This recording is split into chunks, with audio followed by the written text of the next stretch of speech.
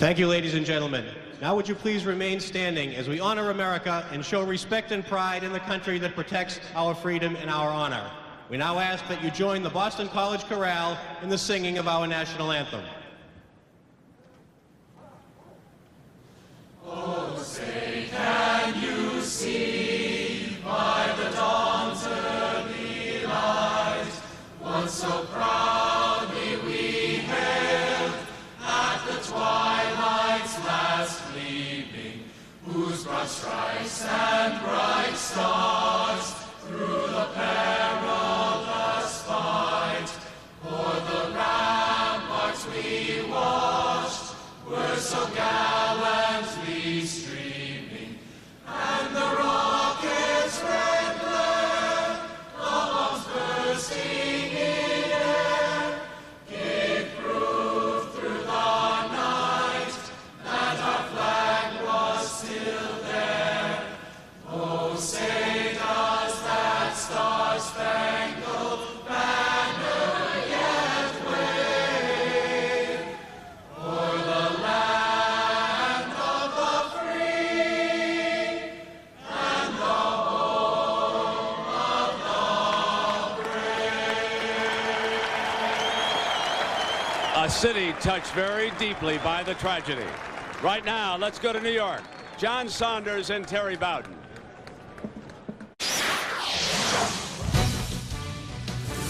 It was the Friday after Thanksgiving, and Doug Flutie authored one of the most memorable plays in college football history. On the final play, he found Gerard Phelan in the end zone and beat Miami in the Orange Bowl. BC hasn't beaten Miami since. And today, Miami comes to Boston College unbeaten. Ken Dorsey has thrown more touchdown passes than any of the Miami greats. The Canes are California dreaming. And here come the Eagles with 9 straight home victories under their belt.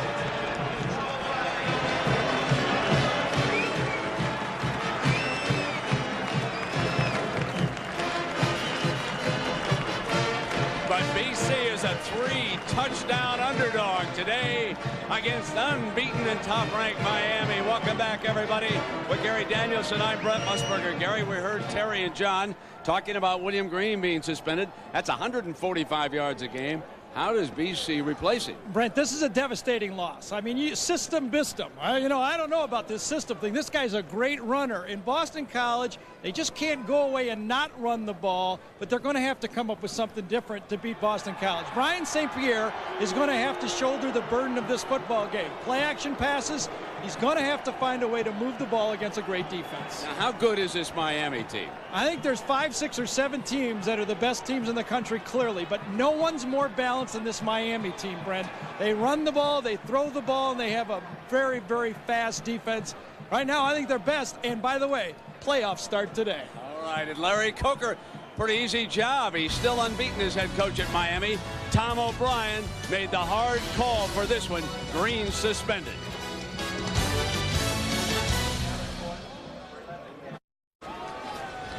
With the thermometer inching just into the 50 mark, it's not as cold as the BC faithful had hoped would greet the Miami Hurricanes, but there is one factor, Brent, that could come into play: the wind. Don't be deceived by the flags on top of Alumni Stadium. They blow one way and with a certain velocity. But down here on the stadium floor, it's dramatically different because both end zones are closed. It swirls around and around. Both coaches say they can't even gauge the wind from the top of the goalpost. They both feel it could come into play in the kicking game. All right, Jack, BC winning the toss and deferring, as most teams do. So Scortino puts the ball on the tee to kick it off, and we'll see 2 dangerous deep men for the Hurricanes. Andre Johnson's 5, and Frank Gore is 32. Johnson was on your left, standing on about the 5-yard line.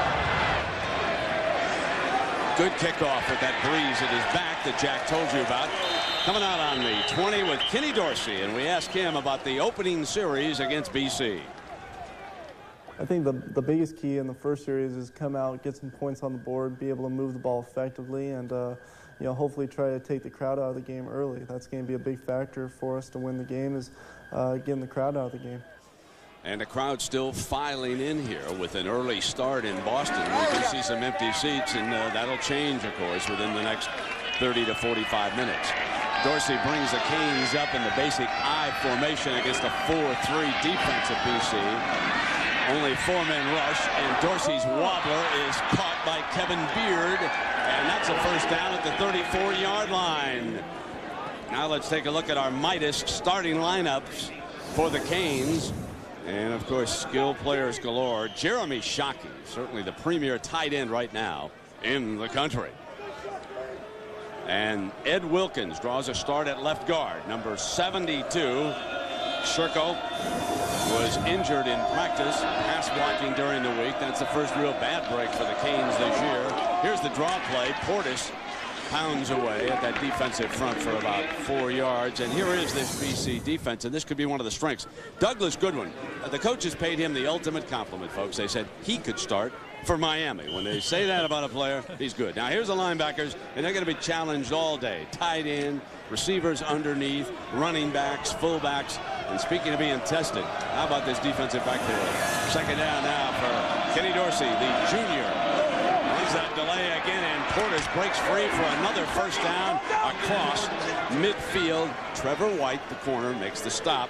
And number 28, the junior from Gainesville, approaching 700 yards on the season, picks up 12 more, and now they'll have a substitution package come on the field for the Canes, and they can open it up here on the other side of the 50.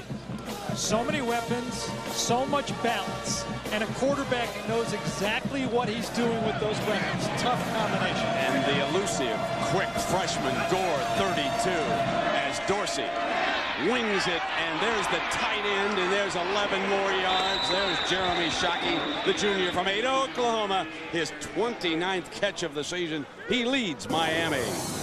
Look at the tight end right here. He'll come up off the linebacker and break out. The quarterback has an easy pitch and catch. Chudzinski, the offensive coordinator for Miami, is establishing the weapons. That's what you have to do. You've got bookend tackles. A lot of NFL teams, Brent, would like those tackles, especially that left one, Brian McKinney.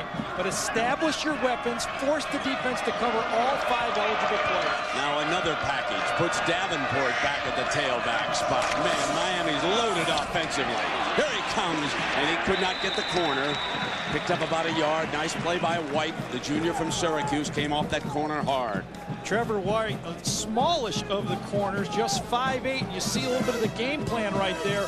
Run a big back at a smallish corner and force Boston College to come up and make those tackles. White and Peter Sheen will both play that boundary corner. I'm just waiting for Gore to handle the ball. The freshman sensation from Coral Gables back in at tailback. They move Davenport to full, and Dorsey changes it up. Short drop deflected beautifully by number 54, Scott Bradley. Talk so much about Dorsey. What are his strengths? Let's take a little scouting report on this guy. Ken Dorsey, heady, knows what to do. He exploits the weakness of the defense. An intense competitor, sound in his mechanics, very mature, anticipates the throws, and the next Heisman winner. Not so fast, my friend. Well, this year or next year, one of the two. That's right. Eric Couch is still in the running, and so is Rex Grossman. 3rd down and 9 from the gun.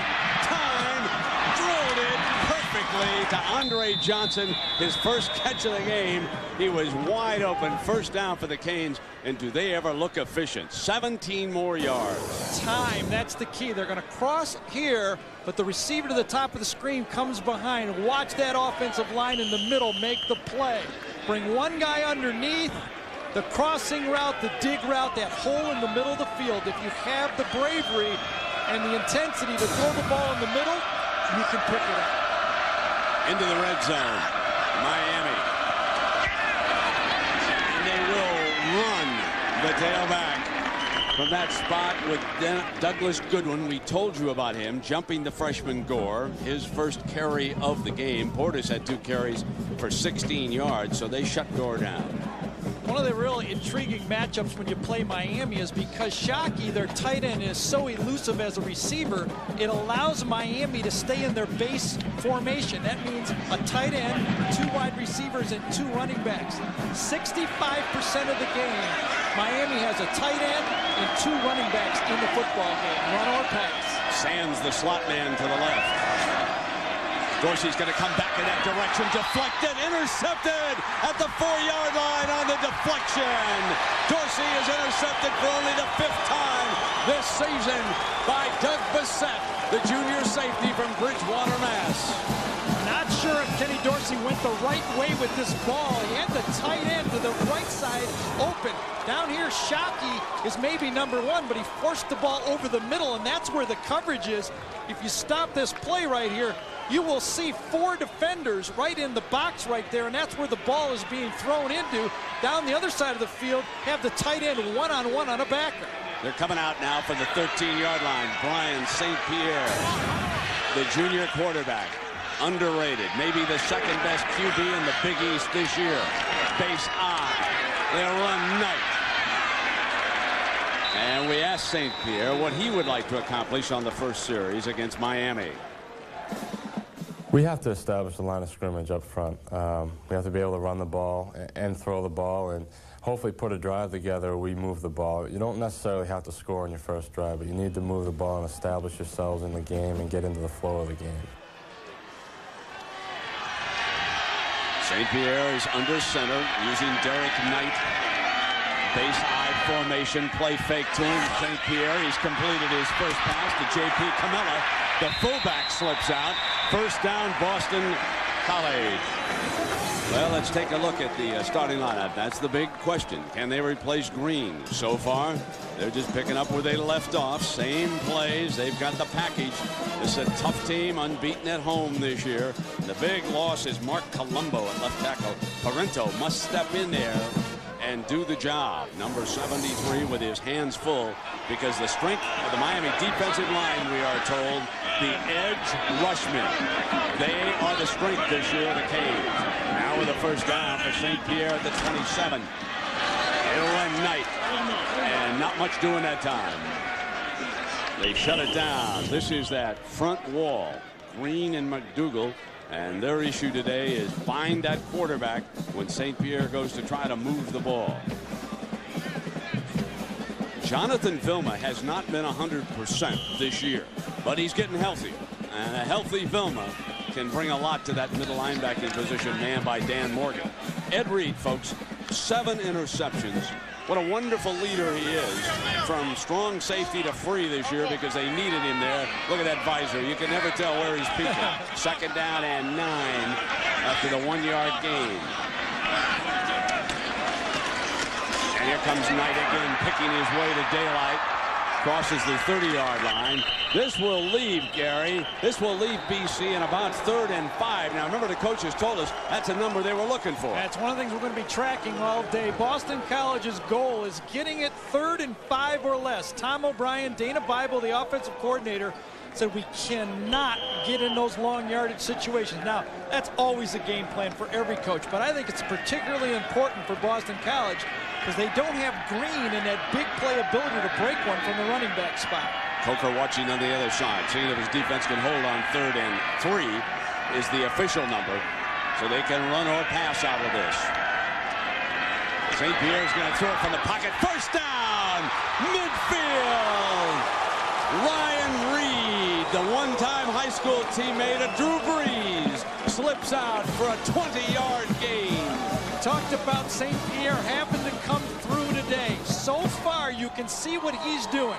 Accuracy from the quarterback can neutralize almost any defense. If Brian St. Pierre has the time to throw those short passes, 3rd and 5, and he's accurate with the ball, he's going to be a handful. Looked good on that pass, didn't he, folks? First down and 10 across midfield into Cane territory. Here comes the blitz. They're running on it. Knight avoided the blitzer, but just got back to the line of scrimmage. Now it's time, Gary, for the Pontiac Game Solution. Well, let's take a look at what these two teams need to do. For Miami, they don't need to gamble. They've got the better team, maintain their balance both offensively and defensively. Boston College has to put a little pressure on Dorsey. They've already got an interception. Don't change. They can't abandon the running game, but I don't think they can rely on it as much as what they had Green. They got to mix it up and use the fullback. We've already seen that. Use the fullback to throw to. Miami's great corners are manned up with the wideouts. second down and 9. They're going to come right back with Knight. They're going to run the ball, and that's a good-looking run. He crosses the 40-yard line, and this puts him in 3rd and short. That, folks, was a good-looking run by Derek Knight. Let's hand it to that offensive line for BC. We saw him in that, was it Aloha Bowl? Aloha Bowl. Yeah? I mean, do they have that anymore? No, I think they moved the Aloha Bowl. Seattle, San Francisco, who knows? All right, so the goal of that offensive line is to get up man-to-man on the faster linebackers. If they get up fast on them, they can run the ball. Now checking in is the freshman Brandon Brokaw, number 30, heavily recruited out of Pennsylvania. 3rd and short. Play fake to him. He missed his pickup. Incomplete. Brokaw missed his block. Well, there's the issue with freshman running backs, folks. He's got to get the man coming in on Brian St. Pierre, and he couldn't get there. Coaches will be very upset. Well, Brian St. Pierre picked it up. Number 30 missed it. They're going to slide the fullback out in the flat. The tailback must find the end and the safety. A little tough play right there. He had the end and the safety, got mixed up and fanned them both. Oh, the hunt by Kevin McMillan. Bobbled into the end zone. It'll come out on the 20 almost. Beauty. So McMillan with a fine punt that just couldn't be handled. Timeout. And that would be number 1, William Green, who has been suspended by Coach O'Brien. Came out of Annapolis, a tough ex-Marine. And folks, it's not just the rules, the suspension of Green. Let me tell you something about this football team. They play tough. They know the rules. And when you're a Marine and somebody goes down, you just step it up.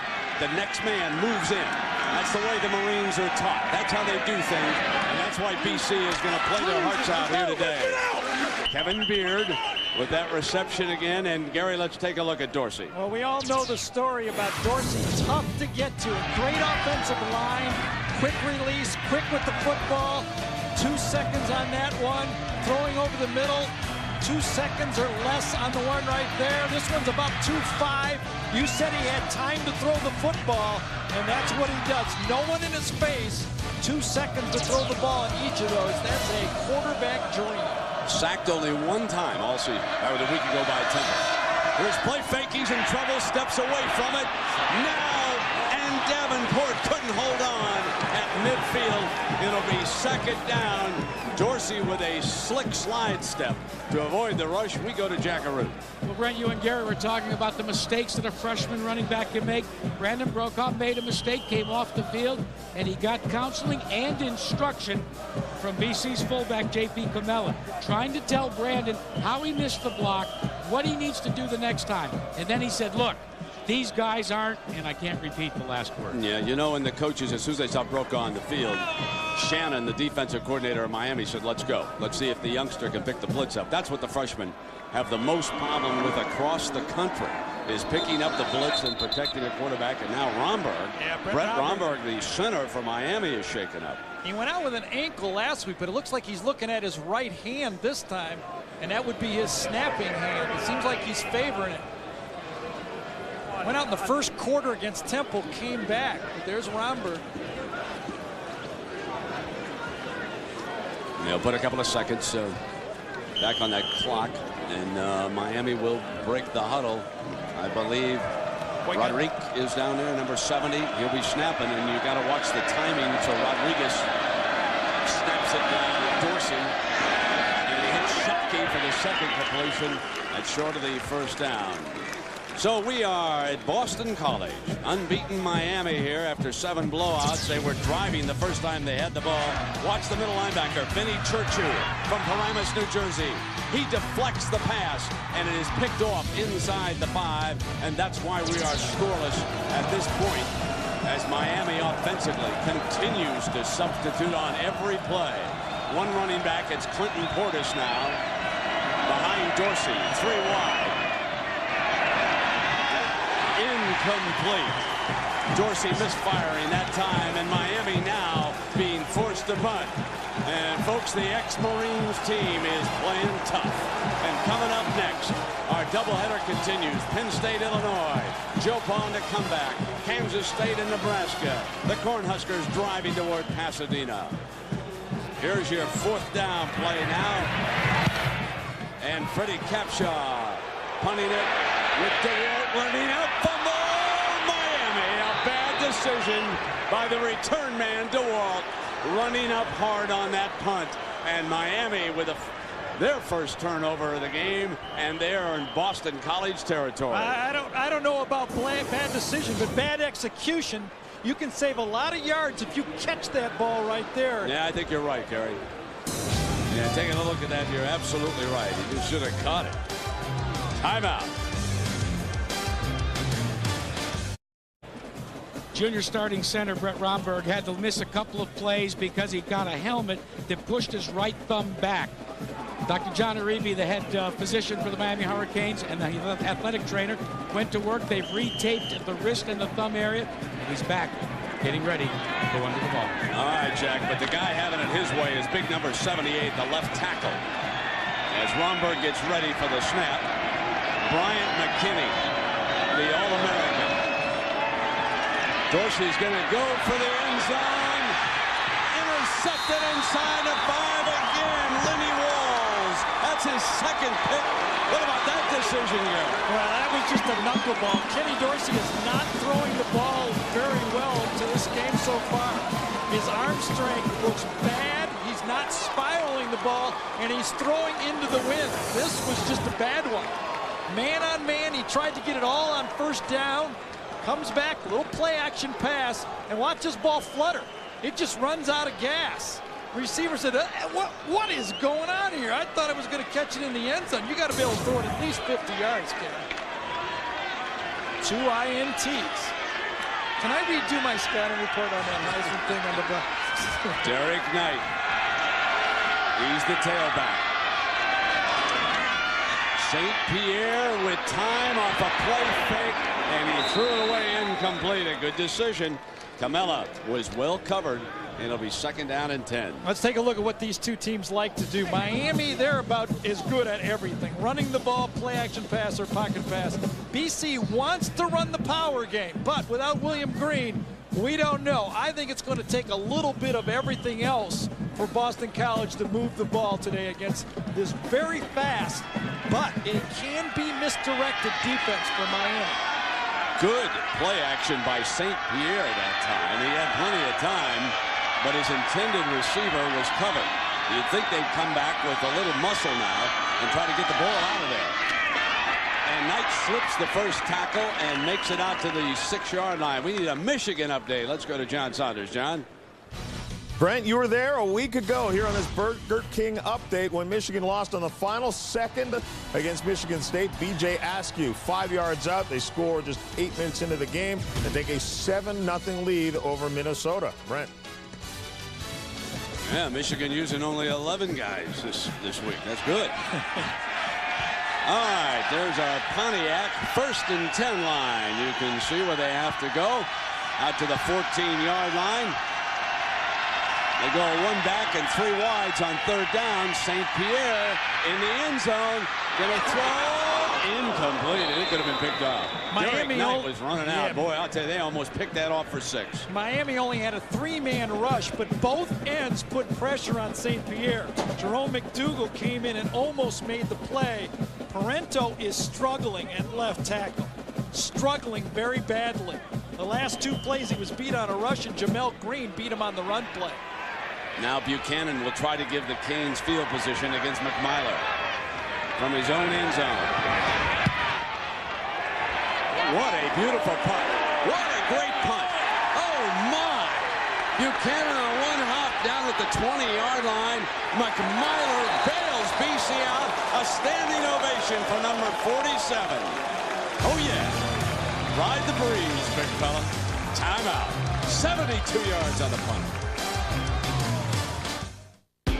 Then I had that taste. The new grilled sourdough bacon cheeseburger at Burger King. Now I'm a believer. With grilled sourdough bread. Not a trace of doubt in my mind. A 1/4 pound of flame broiled beef. I'm in love. Ooh. 2 slices of melted Swiss cheese. 4 strips of bacon. The new grilled sourdough bacon cheeseburger will make you a believer. Now for a limited time at Burger King. Decides to go. Dorsey hands it off to Portis on 1st down. Out of bounds at the 24-yard line. Peter Sheen, he's a freshman from Norfolk, Mass, coming up off the corner. And so far, Gary, you have got to be impressed with how BC is playing in the early going. Well, I'm not impressed with Ken Dorsey, and I'm not impressed with the play calling. Why is Miami not running behind the big guy, left tackle? Run the ball this way by McKinney. He wants it run his way. Here's your second down now. Dorsey's going to put it up again. Incomplete. Missing Kevin Beard. Well, ABC Sports presentation is brought to you by Pontiac. What would you do with some Pontiac excitement? America's dairy farmers are the power of cheese.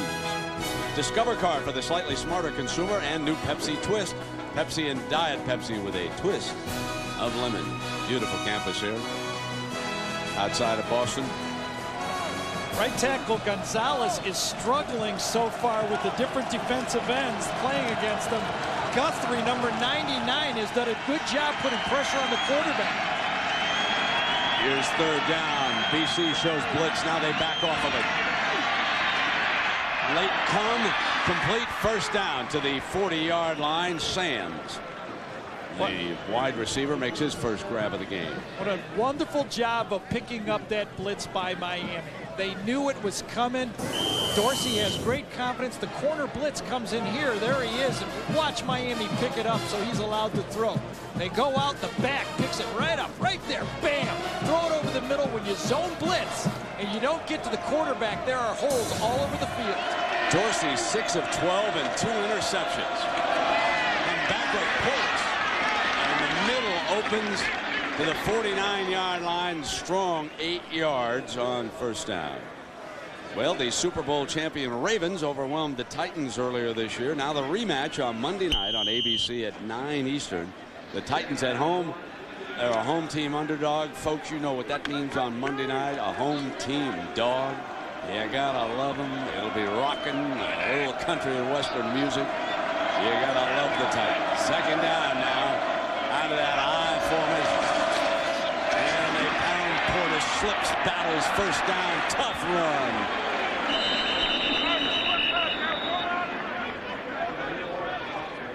Boston College, who had so many injuries a year ago on the defensive line, which was a liability, this year has turned into a strength. They play 8 different players, and I think that they are much, you just watch them run around out there, they're much improved on that defensive line. Miami is just not having their way with them at all. First down and 10. The ball at the BC 46. Dorsey fires complete. Hits it underneath to Shockey, who came off the left side that time and picked up about 7 or 8 and then took a beating. Be awful tempted just to throw that guy about 15 to 20 balls a game. He's a tough matchup. There's not a linebacker or strong safety that can cover that guy. The best tight end in college football. He's going to come out and then come under. One of the just easy patterns. The linebacker leaves him for 1 second. Scott Bradley, and look at that athletic tight end. Second down and 2. Dorsey starts Beard in motion. Will run, and Portis reaches out, and I don't believe he got it that time because of Derek Rossi, the defensive end from Medford, New York.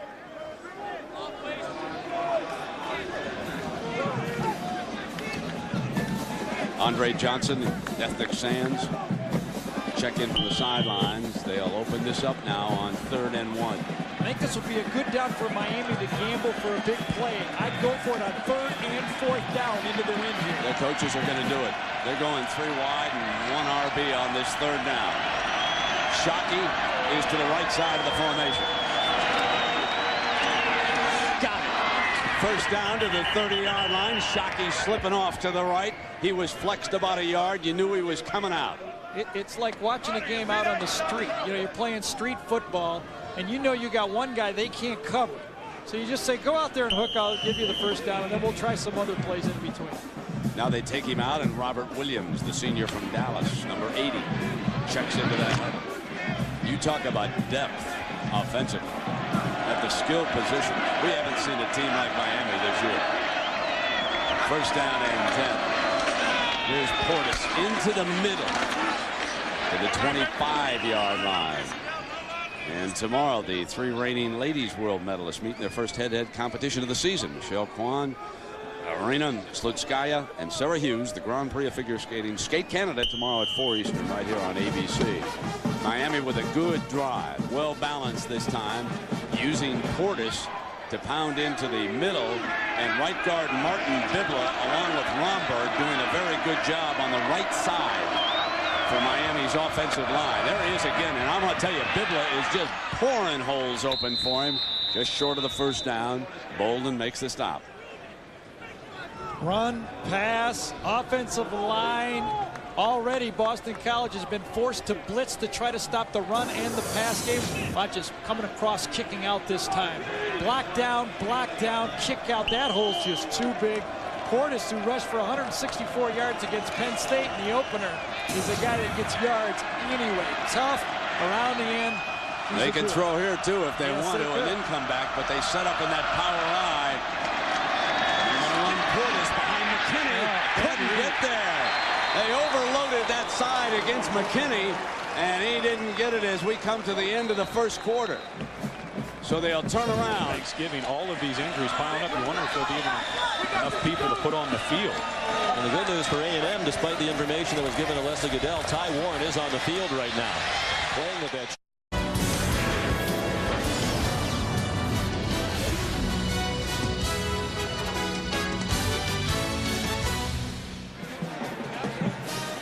I don't know about this. Todd Severs is out to kick a field goal. They need less than a half a yard for a first down here on 4th down.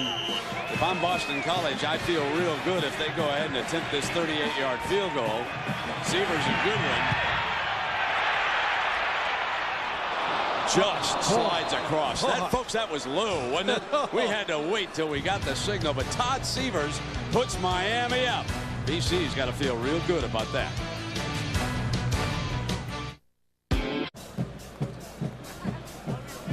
All right, Gary, here's that field goal. Well, you said low. It was low and slow. This was a changeup. This is bad, and it just crawled over.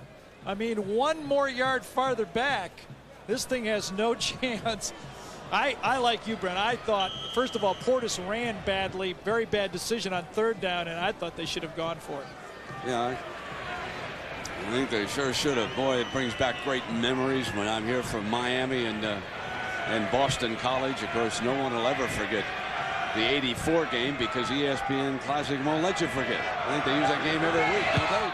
Here's the kickoff now by Severs, and it'll go into the end zone and come out on the 20-yard line. So here is, speaking of that game, time for the Aflac trivia question.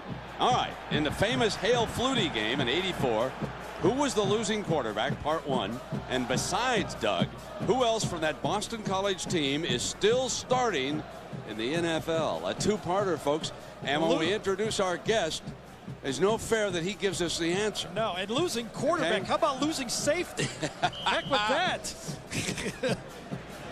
Because guess who's on the other line? Doug Flutie of the San Diego Chargers. Doug, pleasure to have you with us here this afternoon, my friend. Thanks for having me on. How's the cobwebs? You got thrown down pretty hard last week by that defensive end. Yeah, they cleared up by Wednesday pretty good, and I feel real good right now. I feel fine, and I'm all set to go. All right, stick right with us here. Here's the handoff now to Derek Knight. Gain a couple of yards or so, and Doug, you know, we go back and we talk about that play all of the time. We're going to show it. Did you at any time really see Gerard Phelan breaking deep from the left? Nope, never saw him. Threw it to a crowd, saw the ball disappear over 2 defensive backs' heads, and I never even saw him catch it. Oh, man, it's got to be the greatest play of all time. Hey Doug, you've had so much success in 2 leagues since then. What do you think when you look back at that game? Is it a memory that never goes away, or does it now move on to other things? I move on to other things, and I've got a lot of other really nice memories and big moments, but that's the one that'll be a trademark and my signature play that people will remember me by, and it brings a smile on my face. Yeah. Hey, Doug, you know, you had to overcome all of those prejudices against your size, and it was just remarkable going up to the Canadian Football League. You're going to make that Hall of Fame. Here you are down in the National Football League. You're still playing. You got to just love football, my friend. I enjoy playing. I enjoy just competing, going out on the field and having fun. We go out and we kick field goals before or after the game, we mess around throwing the ball around on the practice field. I mean, I love the game, and I love playing it. Well, here's third down stuff, so your team's going to be punting, and then we're going to turn you loose. But one final thing. Tell us about the San Diego Chargers, and this is a real improved team out there. How far can you guys go? I don't know. You know, we've played well so far. We lost 3 games that were real tight games, but we're in real good shape right now. We've got a big game against Denver tomorrow, and then we have Oakland after that. So these next 2 weeks can tell. All right, Doug, your BC Eagles. I know you're not getting that game out there right now. And, here's the punt. We really appreciate you being with us. We'll give you the play-by-play. It's fielded now by Buchanan of the Canes. Up to the 40, perches midfield, and he's a couple yards short of it. So, Doug, good luck to you and the San Diego Chargers, and thanks for being with us here today. All right, thanks for having me. All right. Doug Flutie, the author of one of the most memorable plays in college football history. Timeout. Lopsided there, but not on the scoreboard. It's only 3-0. Canes with a field goal lead, but they've got it back. 1st and 10 at the 47.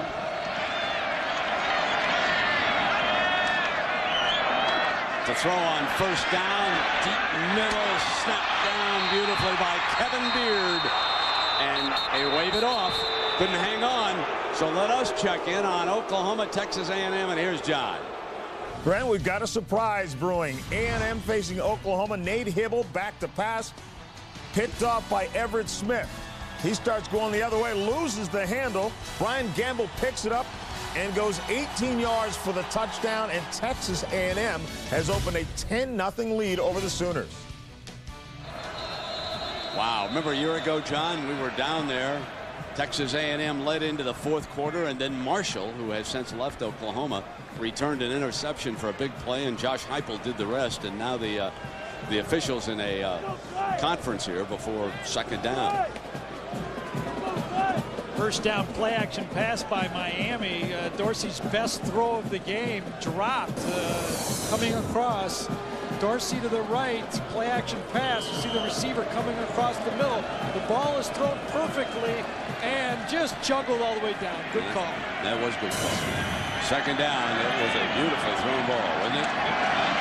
They come back with Portis on the draw play, sprinting out to the left and short of the 45-yard line. All right. There's our question. Who was the losing quarterback against Flutie? And who else from that Boston College team is still starting in the NFL? Folks, here they are for you. And the losing quarterback threw for better than 400 yards. Bernie Kosar. Bill Romanowski with a big interception in the 4th quarter of Kosar was the only series in which either Kosar or Flutie didn't put points on the scoreboard in the 4th quarter. There's the quick hitch to Andre Johnson for the 1st down. Great read by Dorsey that time. He read the corner blitz. This is what he does so well. You know, you had trouble throwing into the wind a little bit in that last quarter.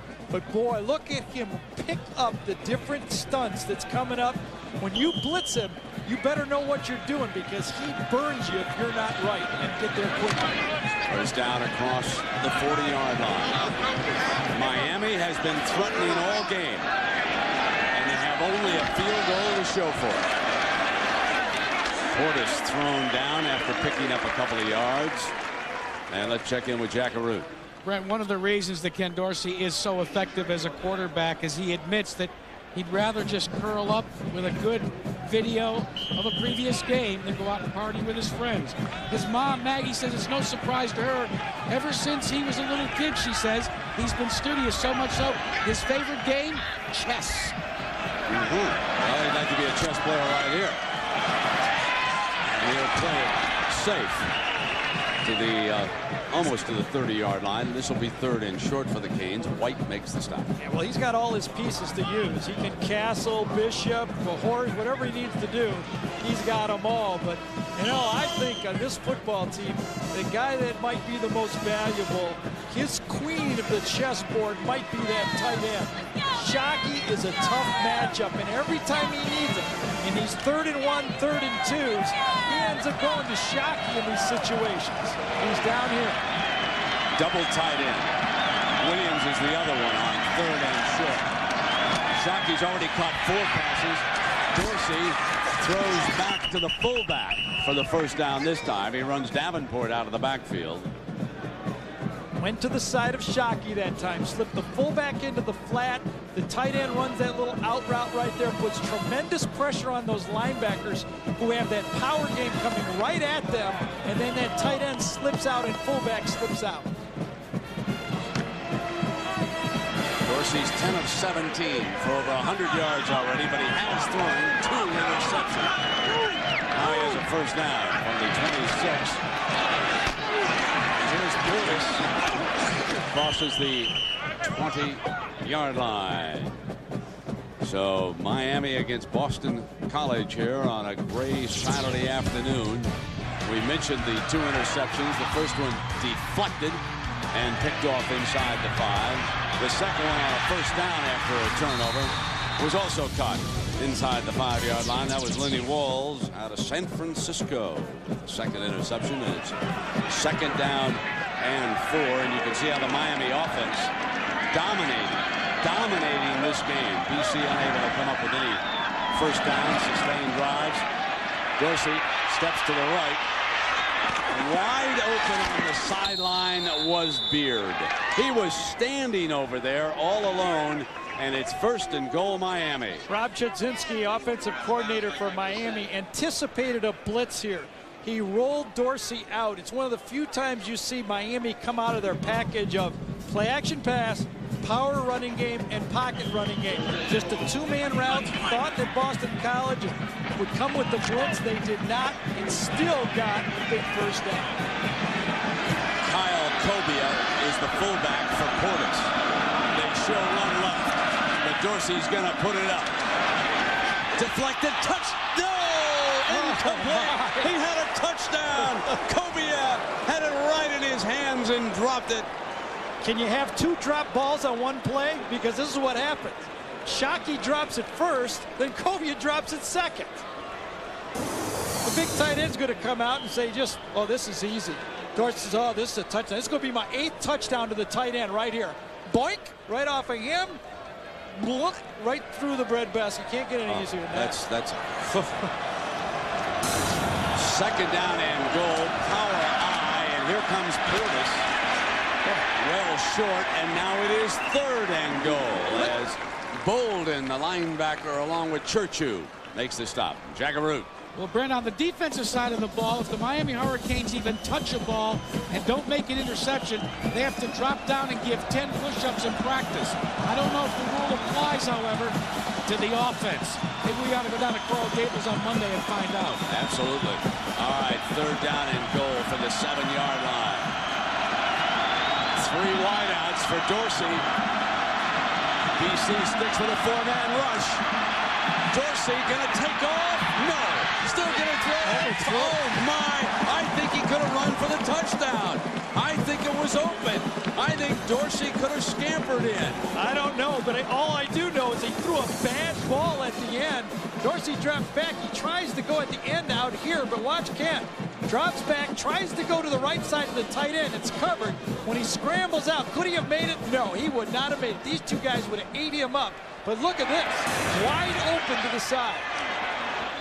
So they settle for another field goal. Todd Severs. It's a 24-yarder, and it is 6-0 Miami.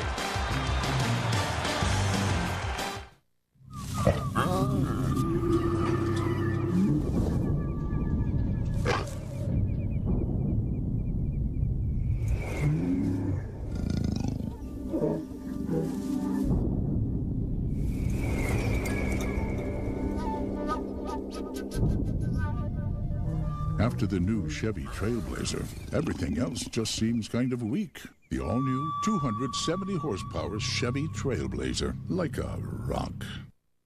How can you provide for the future of the people who depend on you? With Pacific Life and its expertise in investments, annuities, and insurance, discover the power of Pacific Life. Hi, can I help you? Yeah, I think I'm starting to go bald. Yeah, well, that happens to the best of us. Now at Sears Auto Center, our best-selling Michelin tires are on sale. Sears, where else? Oh, hello. Have you heard about 1-800-MEDICARE? Yes, you have, because I just told you. Must be broken. You can find out what Medicare covers, get information on staying healthy. Whoops. They'll even tell you what Medigap is, which is important to those who have a gap in their Medi. Oh. The bottom line is, for healthcare questions, turn to the experts at Medicare. 1-800-MEDICARE, helping you help yourself. The ABC Sports presentation of college football brought to you by America's Dairy Farmers, the power of cheese. Discover card for the slightly smarter consumer, and new Pepsi Twist.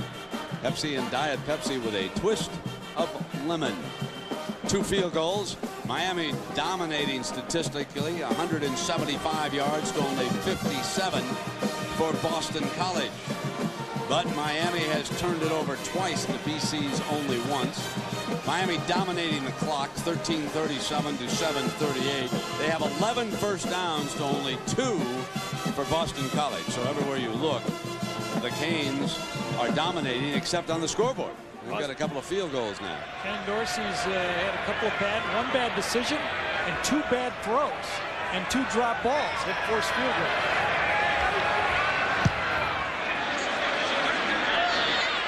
Kickoff is going to be fielded at the 5 by Jamal Burke. Touching it for the first time. Burke sprints free. And Severs brings him down at the 40-yard line. The kickoff man makes the stop, and he broke him down pretty good. 33-yard return. Now it's time for our Pacific Life game summary here, and you can see the 38 and 24-yard, but the biggest play by Severs may have been the tackle he just made on Burke. Boston College is ranked 111th in kickoff returns this year. That's got to be one of the best they've had all year. Now Brian St. Pierre. Only down a couple of field goals. Knight not anywhere because of McDougal. Just a different Boston College team. Probably arguably the 2 best players for Boston College on their offense, Colombo and Green, not in the football game. Well, Severs just a moment ago with wide receiver Jamal Burke out of Brockton, Mass, finding a hole, and look at 16 come over there and wrestle him down just short of the 40-yard line. There's a kickoff specialist who's also a football player. Second down now. Movement by the wide receiver prior to the snap, and guess who? Jamal Burke. Day 5 of it back. Dead ball. False start. Offense. 5 yards. Previous spot. Beat second down. Defensive line for Miami. They're not having to blitz. The 4 men up front has shut down the running game and are putting enough pressure on St. Pierre. When he does pass, he's only thrown the ball 6 times in the game. And Burke comes out of the football game. It puts him in 2nd and 15 against this Miami D.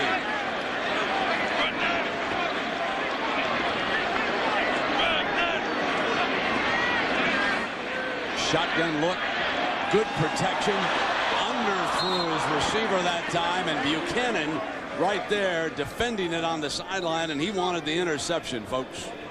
Looks like, I think Brian St. Pierre thought that was a zone and he had the receiver, but Buchanan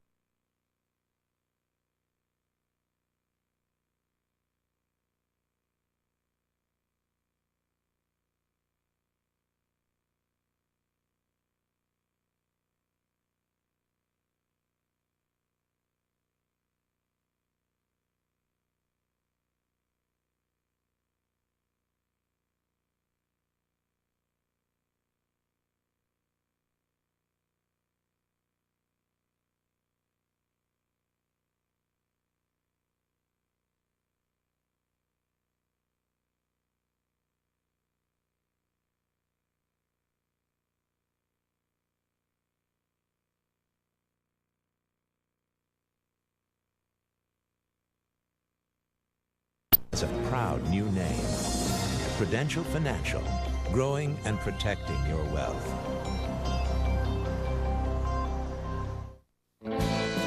It's new, flame-grilled top sirloin, marinated Cajun shrimp, and a great price, chili surf and sirloin.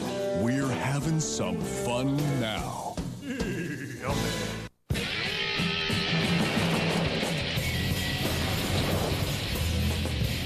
Hey, you want to switch? Sure. Introducing the all-new Chevy Avalanche. The only vehicle that switches from an SUV to a pickup. Good idea. Chevy Avalanche. Like a rock. It's new, flame-grilled top sirloin, marinated Cajun shrimp, and a great price, chili surf and sirloin. We're having some fun now. Discovery, transformation, achievement.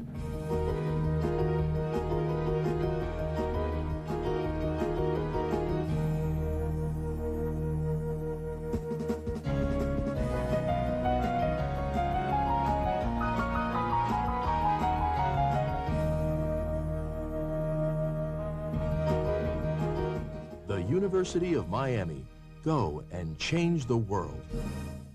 An ABC premiere event, Saving Private Ryan, presented uncut Sunday at 8/7 Central on ABC. Viewer discretion is strongly advised. Defensive coordinator Frank Spaziani told his defense that he likes the way they've played so far. But Brenton Gary, he also told them to do one thing during this series that I'll have to wait and see if it works out. He wants him to go for the strip of the ball and think about the tackle second. Well, here's first down for Dorsey and the basic eye. And they run the freshman Frank Gore into the strength of the BC defense, and Sean Guthrie, a senior from Miami, makes the stop on the freshman from Coral Gables. Seems to me that Clinton Portis has been dancing a little bit into the line. I think they were a little upset with that third down run with him. Gore at the big game last week against Temple is the real deal. They kind of likened him here to William Green. Here's second down, play fake. Dorsey without for almost his third. Was it incomplete? It's incomplete. Almost his third interception of the game right now. Checking on Michigan. Let's go to John Saunders. Having a tussle with Minnesota, but the special teams get them some points here. Tyrese Butler gets the block on Dan Nystrom's punt. John Shaw recovers it, and it sets up B.J. Askew a couple plays later. So the Wolverines back on top, 14-7. So the Gophers trying to hang in that one. And Dorsey on that screen play to Portis. Short of the first down, and that was a fine tackle by Peter Sheen, the freshman from Norfolk. Portis again, very bad on that screen. Let's go to the previous play when Dorsey almost got that ball picked off. First of all, he got pressure. See Dorsey down here. He got pressure when he let it go. Missed his receiver high, overthrew it as he had to anticipate because he felt that pressure. And there's one drop right in the bread. It didn't drop him like that for me, Brent. Hunt by the Canes. Capshot drives it back. This time DeWalt makes the catch. Remember, he has fumbled one, and a penalty flag. There's a penalty flag thrown as he went out of bounds. Did the defender stay with him, or did he grab his face mask? One of the two over there. Right. In all light, this has got to be against Miami. Well, unnecessary roughness or face mask? One of the two. Exactly. Grabbed his face mask as he was going out of bounds. See the play. We talked about Boston College being bad. Yeah, there it is. You talk being bad in kickoff returns. They're also 104th in the country in punt returns. Neither side is good when they receive a kick or a punt. St. Pierre trots onto the field. He's 3 of 8.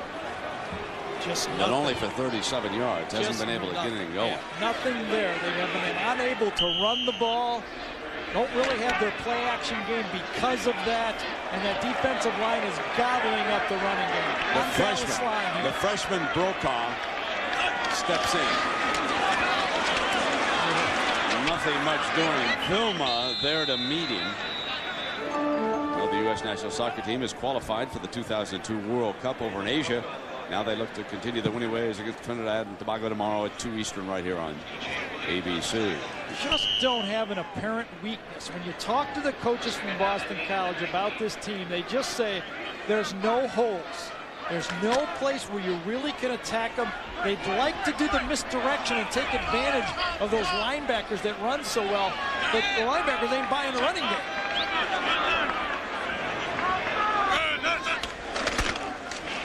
Brokaw again, and met by resistance. So this is going to be about 3rd down and 5 or 6. McDougal, the defender there. About the only weapon BC has had open is Camella. He made 1 catch, but the second time St. Pierre was under so much pressure he couldn't get it to him. As Dorsey watches from the Miami sideline, and this will be a 3rd and 6 coming up against this Miami defense. Remember what Gary told you, they wanted it in 3rd and 5 or less. They find it tough to go. Derek Knight comes in, and they'll go back in the shotgun, and that's just simply to help their passing game. Great catch by Knight. Reaches back for a BC first down across the 35. And in full stride, he reached back, grabbed it, and it's a 16-yard gain. Knight makes the play. The same balls that have been being dropped by the Miami receivers. Knight comes up and makes it. St. Pierre is going to go, thank you very much. This guy's going to come up. Knight comes underneath it like that. Kind of passing one-on-one. One guy deep, one guy underneath it. Throw behind, beat the linebacker. Got to get the ball into Burke, into Walt's hands. The corners are really shutting him down. Play fake. Looking middle. Camella's covered. That's where he wanted to go to. Now on the run. St. Pierre is going to keep it, and he steps out of bounds at the 47-yard line. Very close to a first down. Nice run by Brian St. Pierre, the junior quarterback. Now that will loosen things up if St. Pierre is able to take off and start to pick up yardage, because it's really been clogged in the middle against BC. He really had no choice there on that one. People downfield, 3 receivers were all covered. Miami did not buy the play action fake, looked around, and St. Pierre just had to make something out of nothing there.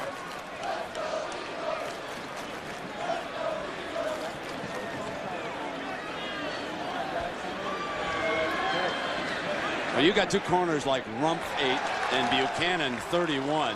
That's the strength. Here's what Coach O'Brien said about Coker's DBs. You know, their strength, they have tremendous corners. They can take your wideouts out of the game. So, you know, they take their 2 checkers and your 2 checkers out, and then you play 9-on-9 the rest of the game.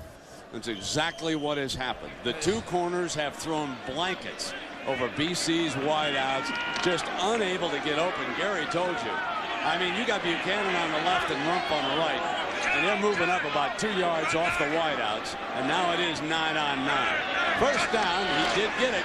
Short drop, he looks for one, covered again. Can't find it. Got to throw it away. Both receivers were just covered like blankets. And very interestingly for Miami, Rumpf had man-to-man coverage, but he had a safety deep. Ed Reed was back there, and that allows those 2 corners to really gamble on all the underneath routes. The reason Miami can do that, they don't have to commit 8 men to the line of scrimmage. A year ago, when Boston College had William Green, they had 8 man up. This year, 7 men in the box. 2 safeties are always deep for Miami. Just 7 stopping the run. Buchanan went on the slot man, and Knight against the front 7 couldn't get anywhere. And now it's 3rd and long. We check in with Jack Arute. Well, Brent, this young man, Derek Knight, on Monday didn't think he was going to start. In fact, today with the green suspension, he makes his first start since 1998 when he led his high school to a 10-0 record, and he scored 19 touchdowns and 985 yards. The number 20, too. I think, isn't that the number that Phelan wore in the big game? Yep. Made the catch, but running against the Miami Hurricanes, a little bit different than high school defenses. St. Pierre has it picked off by Fitzgerald. Marquise Fitzgerald just snapped it away. And the senior from St. Petersburg, in as a nickel man, makes St. Pierre pay on that play. What a good-looking defense this is. It really is. That's the third corner. And you know what? I think Brian St. Pierre threw to the right guy this time. Double coverage to the wide side. He had to throw the ball to the slot. Third and long, not what Boston College wants. 2 turnovers for each side. Look, safety here, safety there. They're going to double the wide receivers. This is the guy he tries to throw over the middle to, and there is nothing there. So it's first down for Dorsey.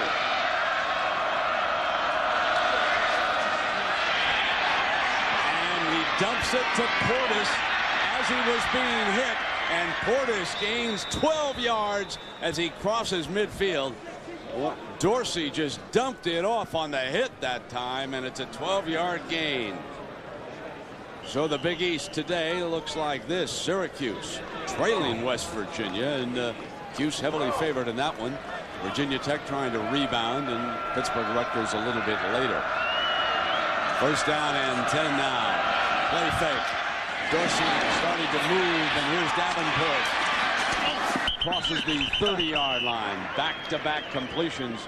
So smart by Dorsey. That play was not designed for him to roll out. But he saw out of the corner of his eye that corner blitz coming, so all he did is fake and run away from it. He avoided the sack. You know, that offensive line gets all the credit for him being sacked only once in, what, 900 plays or something like that. A lot of the credit should go to the quarterback. He read it, and he ran away from it. First down at the 29-yard line. Can Miami finish a drive? Portis hit in the backfield at the 35-yard line by Douglas Goodwin, the big-timer from Freeport. He was forced to play as a true freshman a year ago, and he's a monster now. Look at this, coming right inside. Romberg can't handle him.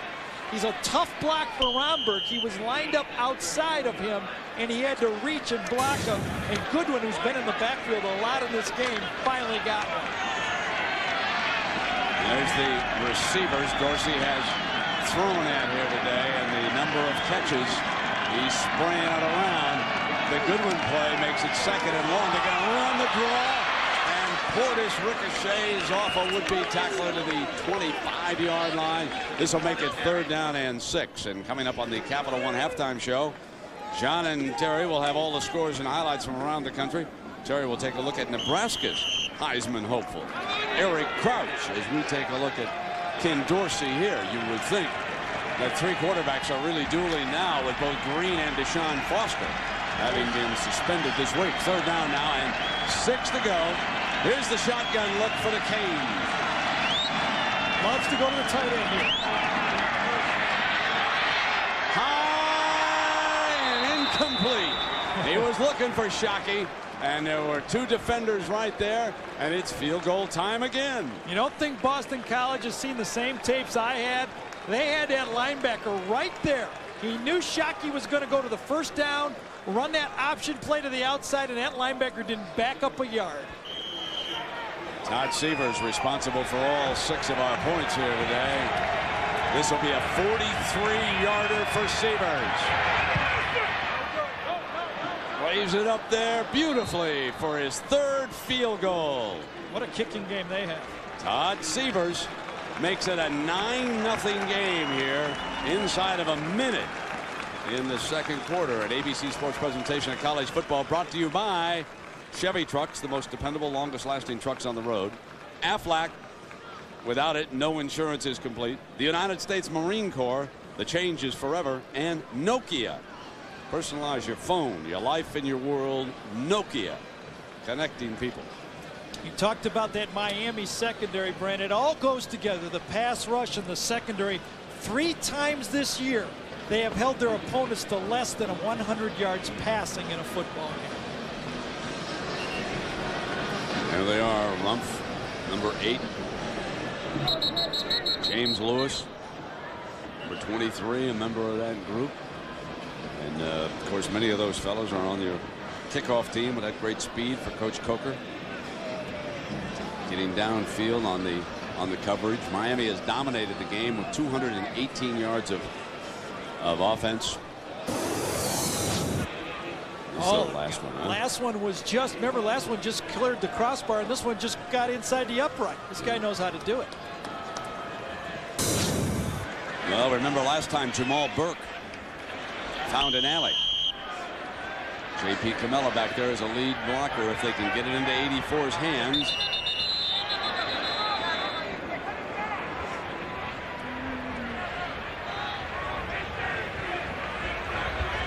Here's the Miami football, a Nike brand, and they may need a holder on this. The official may say, yep, get up there, Mr. Buchanan, and pull the finger on it. There's the breeze here.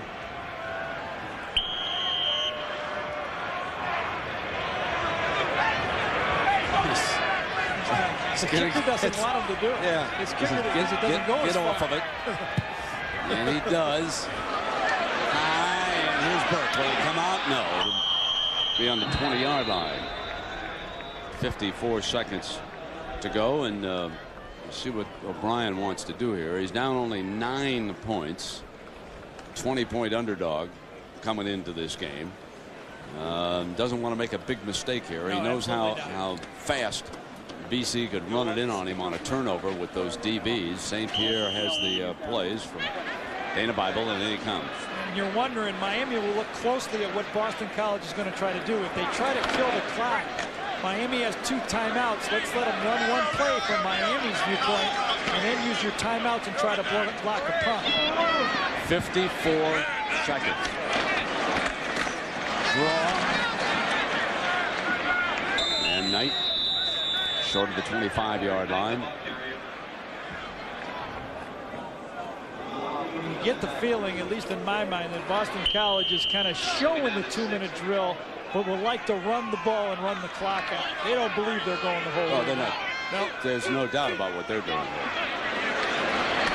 Miami will take a timeout if they tackle him this time, and they don't. Clock will stop anyway on the first down at the 23-second mark. So Boston College will survive the half. They will not have to punt with only 23 seconds to go. They're in the game. They are in the football game, Tom O'Brien. First down from the gun. And now St. Pierre will go down at the 32-yard line with 6 seconds. Campbell wrapping him up for Miami, and the Hurricanes will take a 3 field goal lead into the locker room here at intermission. And our presentation of college football on ABC returns after this message and a word from our ABC stations.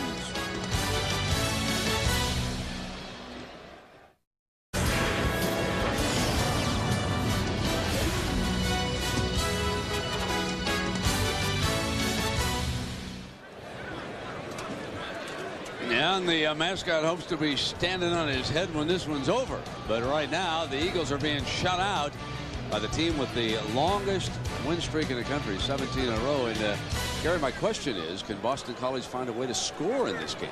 Well, that remains to be seen. I mean, you look at Miami's defense out there, I can't tell them apart. They're all good players. They interchange them all over the place. I mean, Boston College already got some breaks. Dorsey had a bad first half. It's 9-0. If they score here, make the game tight in the fourth quarter, maybe. That's their only chance. About Dorsey, I remember the last time they lost was at Washington. There was a breeze. There's a little bit of wind today. I'm sure the NFL scouts are very aware. In the wind, you've got to be able to penetrate with a hard spiral. You know that. He has not been able to get the spiral on the ball consistently. Downwind, it's okay. Into the wind, we saw the weakness of a guy who doesn't get that spinner going. Look at that, 150 yards, and I'm criticizing the guy. You know, I mean, where are we going here? Oh, my. So BC will have the first set of downs. There's your offense. I mean, I should say your points. Severs put the 3 field goals up there, and he'll kick it off. Remember now, he made a tackle on Jamal Burke, who broke free, and BC tries to funnel with this wind at his back. It is most likely, and they will have the fake hold coming up. Yeah, here comes the fake hold. They'll trot the guy over, and he'll pretend. Okay. I think. Is that Andre Johnson that they're bringing over this We got a new holder this time. New holder. Buchanan's taken back. Now let's see what Andre wants to do. He probably doesn't know the Andre's play. a little light. See, he's a little light touch. Okay? Exactly. A little softer. Buchanan didn't want any part of that foot coming through there. Okay. Here we go. So he whistles it into that end zone, just as you expect, and Burke is coming out. Gonna gamble, looking for a big play. Got him out on the left side. Can he get a block? And guess who went and got it? The holder. Of course, they run out of bounds over there on that sideline. That's a nice return by Burke, 38 yards. And now we'll see what Brian St. Pierre and the coaching staff, Dana Bible, the offensive coordinator, see if he came up with any new wrinkles. And Burke went off limping. Looked like, I don't know if it was a knee or back this time. This one goes outside. Remember, the 111th rated kickoff return in the country gets kind of slashed at the end, and that's usually when you do that, that's that back. You know, that's that back right there. So Hemmings is in that wide out before the snap. Dead ball. And let's check in with Jackaroo. Jack? Well, Brent, BC coach Tom O'Brien, all he wants from his team different in the second half is a little bit more consistency on the offensive side of the ball. Larry Coker, on the other hand, told me during halftime he is going to make a little bit of a change offensively in his game plan. Because of the wind that we've seen, he wants to see more performance from the ground game. He wants Dorsey to hand it off more, and maybe the stats will go up. Yep. Thus far, as we could see, it hasn't been real big in the rushing game. Brent, look how deep Ed Reed is lining up throughout this game. He's 12 to 15 yards and backing up at the snap. And they're going to run night nowhere. Front seven doing the job. That's Matt Walters, the junior from Melbourne, Florida. The numbers from the first half. Well, it's all slanted towards Miami. There's no surprise. The two turnovers have really kept Boston College in the game. Time of possession. Remember, this Boston College defense against Notre Dame 2 weeks ago had to put nearly 41 minutes of playing time just 2 weeks ago, and it looked like they might have to do it again this week. Lewis and Reed, the safeties, both lined up two across with the corners pressing. Nickel man in. Play fake. St. Pierre rolls to the nickel side. Covered. Now he'll chuck it out of bounds, and had a receiver coming back hard that time. Was number 14 Ryan Reed, but he couldn't get there. Now it's time for our Morgan Stanley well-connected storyline. Well, Dorsey's two interceptions have been really the story of the game. He also, remember, missed a wide open receiver and also had on one play a drop ball twice for a touchdown. Replacing Green has been impossible. Boston College talked the talk that they had the system, but the reality is Green is a special player, and Boston College is going to have to find their yards somewhere else. Here's Knight off to the left. They have thrown to him out of the shotgun today. We'll see if he goes out as a receiver trying to get free, and St. Pierre saw he was clogged, so he takes off for the first down, dives right at the marker. It is so close where he went out of bounds over there. James Lewis came right across the top of St. Pierre that time. He knew where the first down marker was, and they both were diving for the same line that time. He's on 3rd and 17, and you can see right there where it is. And boy, Coach O'Brien is between a rock and a hard place on this. Yeah, because if you gamble, if you start to gamble against Miami, you could get blown out here. But the other side of that is you're not going to get anything done unless you take some chances. And here comes an opportunity for that chance. Number 23 right here. There's the collision, and here's the first down marker right to the right over here. They both go down, and that's actually, he doesn't hit them on the play, but you could see they both knew, both aware of where that first down was. You can hear the applause from the crowd, and that always indicates that an offense is going to go for it on 4th down. The way he ran, Gary, you'd be very tempted to go right in behind Danny Kopp and a fine center. Got to go quarterback sneak. Got to go, because the penetration and quickness in Miami, you must force the referee to make the call here with the quarterback sneak. You got to squeeze in hard and fast. Coppins the center, 77. Sure, they'll shade a tackle there. They'll jam the middle like a goal line look. Look at that look from Miami. St. Pierre step behind the left. Did he get it? Whenever a quarterback moves laterally like that, it is so slow developing, as Jamal Green, the defensive end, jumped in there. So it's the I think he got it's it. the spot, and it's like he got across okay. Yep. Didn't get it by much, though. Oh, I tell you, man, I'm telling you, you know, really, Tom, is if he starts to open this game up and go all out down by 9 against especially this defensive backfield, you are at risk at getting blown out early in this game. But the other side of that is he hasn't been able to sustain anything. He's only run for 60, his team, passed for 53. So he's got to take some chances, and at midfield he just took one right there. Well, you called it. It was a goal line defense. They're going to try. The only advantage in this play is the offense knows the snap count, and the referee has a tendency to give you that little 6-inch plus.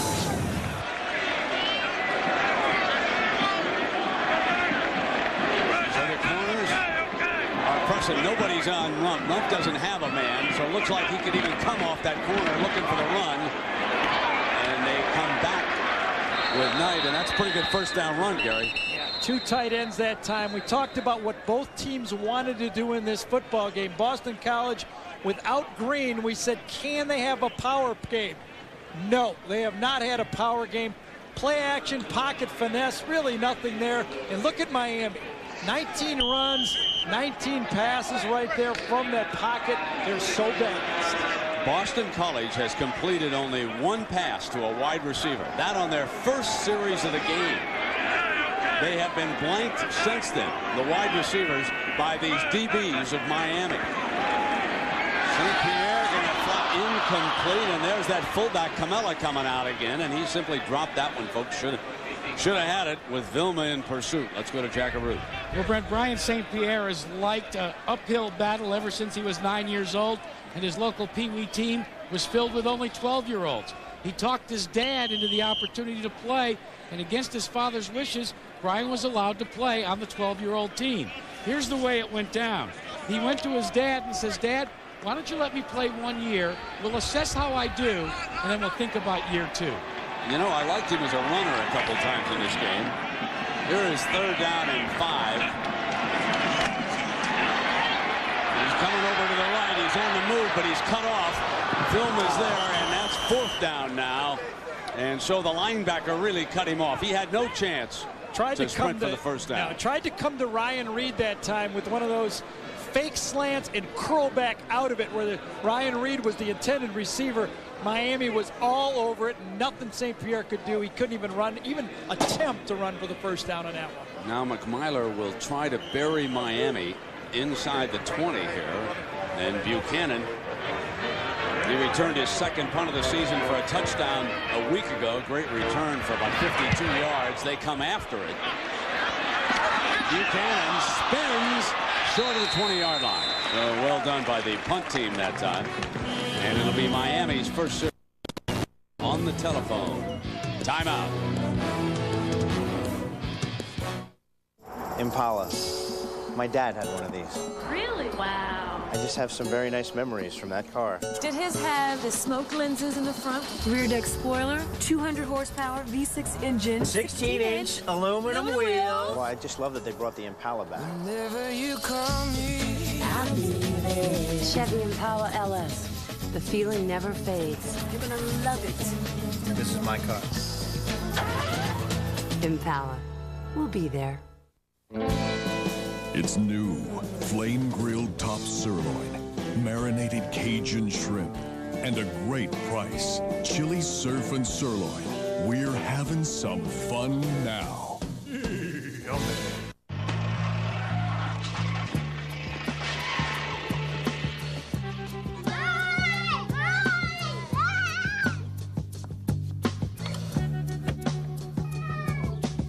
We've got to be nuts driving cross country with those two. It'll be fine.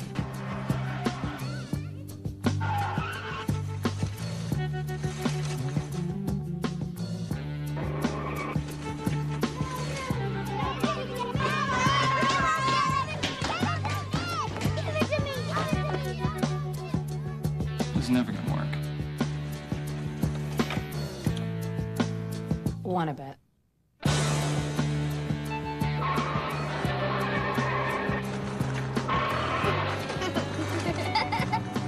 I told you it was gonna work. Search, watch, record, edit, play. Pioneer. It's new, flame-grilled top sirloin, marinated Cajun shrimp, and a great price, chili surf and sirloin. We're having some fun now. Wednesday on Drew, it's special guest stars the Blue Man Group, and it's live in 3 time zones. Boy, Drew, when you finish a meal, you finish a meal. It's Drew Carey Live, Wednesday at 9/8 Central on ABC. That's Miami's first series, and what do you think they should do this quarter? You know, I heard Jack's report about wanting to run the ball, but since they have the wind to their back, I would take advantage of it in the third quarter and continue to throw the ball. And here comes Portis. They're going to run it, and he's got the corner. Out of bounds at the 33-yard line for a first down. That's a nice 13-yard run by number 28, and so he continues to be the big ball carrier in this game. Gore, the freshman's carried only twice for 3 yards, and Portis now with 64 yards. You know who does such a nice job for this offense that we never really talk about anymore is Najee Davenport, number 4, their fullback. He's a weapon as a receiver. He's blocking back. He's so picking up the blitzes. He's an all-purpose fullback that is really needed in a balanced attack when you're using a tight end and 2 running backs. Comes the blitz on the run. Portis cuts back against the grain to the 35, picks up a couple of yards. The 2 quarterbacks have different offensive lines. Ken Dorsey has been getting about 2.5 seconds to throw the ball throughout the whole game. His offensive line is right at 2-2-1.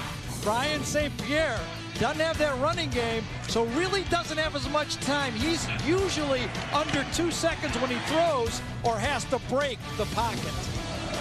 Second down and 8. See if Dorsey puts it up. Davenport was moving on the play. Dorsey will throw it out of bounds. Sands.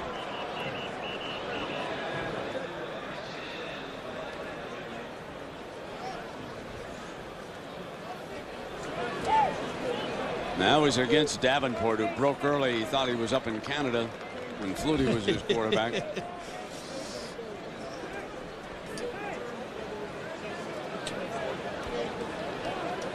Miami runs the ball left 2 times, and then on second, this is kind of a tough call.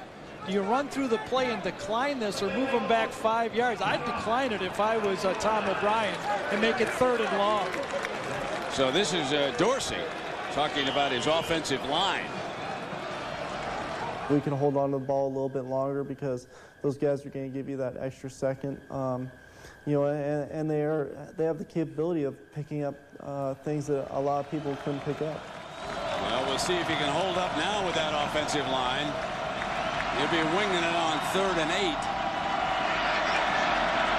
all day. The line does the job, just like he said, and he puts it into Sands' hands for the first down. But it was the offensive line giving Ken Dorsey all day to wait for a receiver to break free. It's almost not fair. I mean, you got one of the best offensive lines in college football. I think you've got the best tight end in college football. You got a defense that's ranked as high as anybody. You got all day to throw. He checked out 4 different receivers and has thrown the ball. And it's 3rd quarter, right? 3rd quarter is Miami's quarter. Just short of midfield. Play fake, roll to the pocket to the right. Davenport is out as a receiver, and he'll throw it away. He wanted Davenport, and BC read the play. He had him early, and then he tried to get greedy and throw downfield, and then he was covered. Najee said, throw me the ball, I'm open. We're at Alumni Stadium on a comfortable Saturday afternoon. One of our key plays, the ball is dropped by Cobia on the ricochet from Shockey, and Miami settled, and they lead it 9-0 early in the third quarter with a 2nd and 10. Portis, huge hole. There's 11 yards for a first down to the 40-yard line for Miami. And Portis with 91 yards rushing. Well, Doug Goodwin has been in the backfield, but number 98 this time gets hammered a bit by Bibla. You see it turning him one way. Gonzalez helps, and then he comes back. Look at the teamwork on that offensive line. Help a little bit inside and still manage to help get your man to the outside. A unit coached by Art Kehoe, who's been here so long in Miami, and they are in sync now. Miami's first drive of the second half. And they're coming right back with Portis to the 35. Let's find out about the Wolverines. John Saunders. Brad here on the Burger King update. The Wolverines trying to get a jump start to their offense here. Navarre hands it to Chris Perry, who hands it to Calvin Bell, who goes around the end. Not even touched into the end zone for the touchdown, 19 yards. So Michigan 4-1 in conference play, now up 21-10. Yeah, but I note on that graphic that Ron Johnson, the great Gopher receiver, is having a big day. So don't count Minnesota out just yet, and that's prior to the snap. Ed Wilkins, number 72, the replacement left guard, is the guy who moved. Gary, a couple of my Marine fans called during halftime to complain, and I know this, I've said it before, you are never an ex-Marine. I apologize to all the Marines. Once a Marine, always a Marine, and that's Tom O'Brien's background out of the Naval Academy, and then a Marine, and all I can say to you fellas is I'm glad you're on our side. And O'Brien's done a heck of a job here. 2nd down and 11 now for Miami. Boston College been using this as a blitz now. They moved that pocket to the right.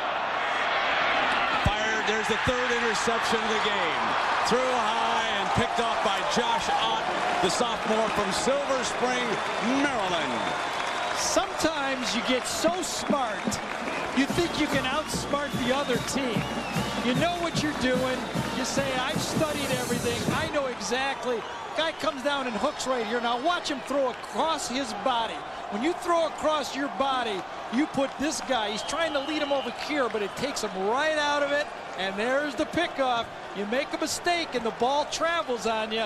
And man, oh man, too smart for your own good. Rex Grossman is limbering the old right arm up and down there in South Carolina, folks. He's going to take dead aim at that Heisman tonight for Spurrier against tough Lou Holstein. Here's Knight banging up in there for a couple of yards. But we're talking about O'Brien and the suspension of Green. I want to make one point. I know Williams probably watching the game somewhere around Boston. And young man, do yourself a favor. Every scout, every general manager, every coach in the National Football League is watching how you handle this situation. Take your medicine. Come on back. I know you're going to go to the NFL next year. No problem there with any running back who leaves school after his junior year because of the exposure to a knee injury. But do yourself a favor and don't let the general managers think you're any kind of a troublemaker. Here's a handoff now to Knight. Knight blows across the 40-yard line, and it'll be 3rd down and short.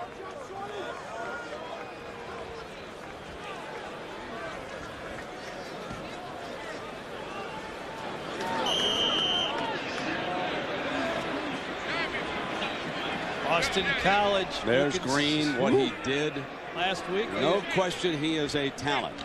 And there's also no question he broke a rule. Apparently he left campus without permission from the coaches. Went back. He was suspended from the Aloha Bowl. And you know O'Brien treats stars just like everybody else on the team. And that's the way he operates. 3rd down. Back now goes St. Pierre. There's an alley. Can he get the first down? Got it. And still going to the 44-yard line. I'll tell you, Gary, St. Pierre on the move has been a factor against the Miami defense. 2 things are happening right here. Boston College is staying in the game, and they're burning the 3rd quarter going against the wind. They're still in this football game. 4 are coming for Miami, but they leave a hole. Miami's playing man-to-man. When you're playing man-to-man coverage, your defensive lineman can't get pushed by the quarterback. That's their job. They're the one that has to stop that quarterback. That's a first down for BC across the 45. Did not fake everybody out. And for a loss That was Jerome McDougal, the junior from Pompano, and he did not buy the play fake. Neither did DJ Williams. DJ Williams, number 17, who was a fullback a year ago, was reading his keys, and he got that tight end just as that ball was completed. Little misdirection. They'll now send the nickel back in, and so Williams, the linebacker, comes out to the sideline, and Fitzgerald, who has one of the interceptions today, checks in. DJ does not play a lot of football because he's the guy that goes out in the nickel packages. A group of cheerleaders here at BC trying to fire him up. Second down for St. Pierre. Interference. No question about it. Edward Reed a little bit too fast on Keith Hemmings. Reed anticipates the play so well. This time Miami comes with the blitz. Right off the corner came Fitzgerald off the slot. Reed had a man-to-man and just anticipated to throw a bit and got there early. Right at the end of the play, Reed sees the throw, comes across, left hand, did not have confidence. His long arm, when you reach across with your right arm, if you have confidence in batting it down, you don't grab with your left hand, which is what he did. Inside the 35-yard line. It's first down for St. Pierre and BC. They're going to put it up on first down. He's going to go, and his wide receiver was tripped up. And it could have been an accident. The crowd thought it was interference. DeWalt went down. We'll check it on replay. Buchanan was the defensive back. That's got to be interference. Well, I mean, I don't care. I want to see how he was tripped up. Well, he tripped over his feet, and Buchanan was on him. Well, thankfully for us, you two argued, we both are right here because we don't have a great shot of it. But let's say it could have gone either. See how he tripped up on Buchanan's place? That could be a touchdown. I don't understand that. Second down and 10.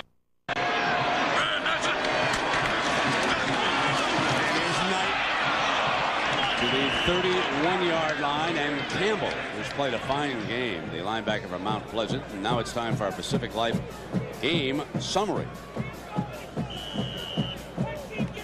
And we can see the 3 field goals by Sievers, 38, 24, and 43. All of our scoring in this game. This high-powered offense being kept out of the end zone, and they have self-destructed 3 interceptions thrown by Dorsey here today, we should point out. Now it's third down for St. Pierre. He'll go shotgun. He's hurt Miami running on third down. Pockets collapsing. Stands tall. Got him. First down. To the 10-yard line is Sean Ryan, the tight end from Buffalo. How about Sean Ryan? This guy started in the Aloha Bowl as defensive end last year. He comes out. He's got the linebacker one-on-one. Good protection. Miami only brings 3. St. Pierre has time to throw the ball, and he beats Campbell on the play. Sean Ryan, tight end his freshman year, had to go over to defensive end last year because of the injuries. He started there and now back at tight end. St. Pierre wants to quiet the crowd in that closed in down there. Knight crosses the 10-yard line. BC can get a first down at about the 1/2-yard line as William Joseph makes a stop. Folks, this place will come alive and rock the rest of the way if BC can finish off this drive.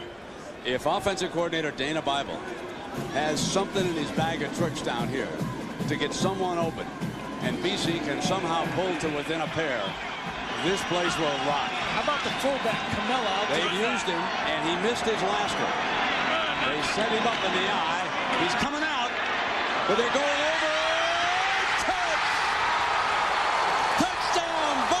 College, he comes on back to his tight end. Oh, they're alive and rocking in Chestnut Hill.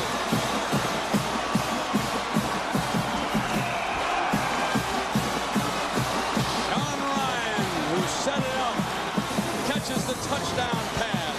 Fullback to the flat, tight end to the corner. Play action pass, the first one you put in. If the defensive back just goes up a second, you've got him, you throw it, it's a safe play, catches it, and it's 6 points.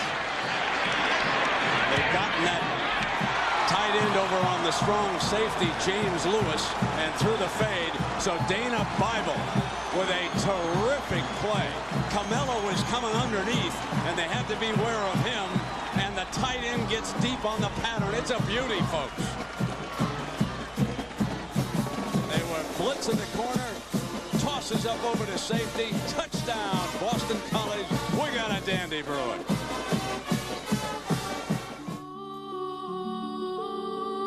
How can you provide for the future of the people who depend on you? With the power of Pacific Life. For over 130 years, Pacific Life has improved the lives of millions with investments, annuities, and insurance. Because careful planning today can help them reach their dreams tomorrow. Discover the power of Pacific Life. Impala. My dad had one of these. Really? Wow. I just have some very nice memories from that car. Did his have the smoke lenses in the front? Rear deck spoiler, 200 horsepower, V6 engine, 16-inch aluminum wheel. Well, I just love that they brought the Impala back. Whenever you call me, I'll be there. Chevy Impala LS. The feeling never fades. You're gonna love it. This is my car. Impala. We'll be there.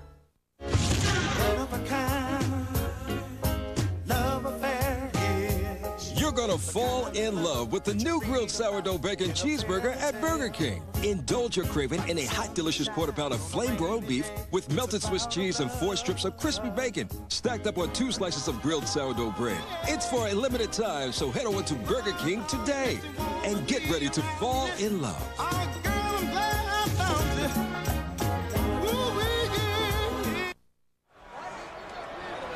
Now, there's a big old tough hombre out of Buffalo. Sophomore was a defensive player, as Gary told you, over in the Aloha.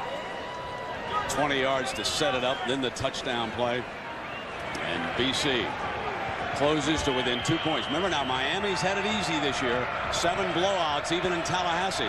This is the first time that anybody has stood up to them and said, we're going to make you play football down the stretch. We're about to see what they're made of. Here comes Johnson. Right return to the 29-yard line. What a well-designed play right here. The fullback goes out. Tight end goes here. Both guys are really number one for the quarterback. They read the defense. It can go either way. Rump comes off the corner, and look at that throw by St. Pierre. Put it up in the corner. It's really a pretty easy throw to the tight end because you throw it up there, and if he doesn't get it, no one gets it. Miami, Brent, defensively gambled, sending the corner on. And you said don't gamble. That was one of your graphics. Don't need to. You set it up and said just play him straight. First down from the 30. Portis gets the first call in BC, and this crowd is rocking.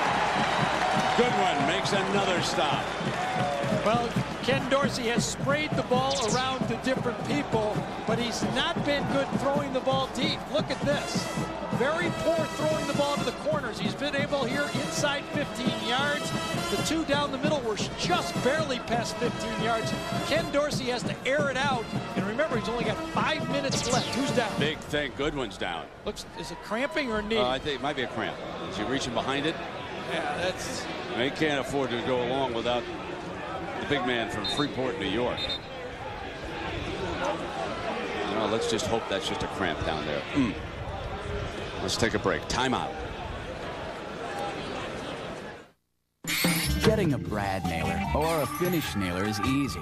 It's getting everything else that can be so confounding, like choosing the right air compressor and an air hose that fits, which can depend on your couplings and tape. Plus, you got your hex wrenches, your oil, and don't forget the nails. It can be a big hassle. Unless, of course, you get a Porter Cable Combo Kit. It's everything you need in one box. Just pick one up today at your local Home Depot. Americans have places to go, things to do, so they go Midas. Alignment, we do that. Air conditioning, we do that. Brakes, we do that. So for total car care by certified technicians, who does it all? Midas, we do that.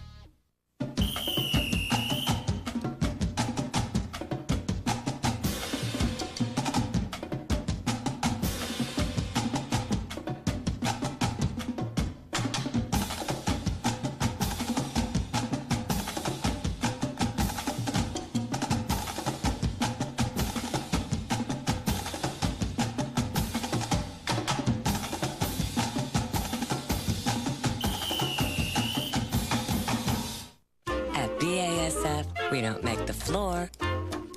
We make it tougher. We don't make a lot of the products you buy.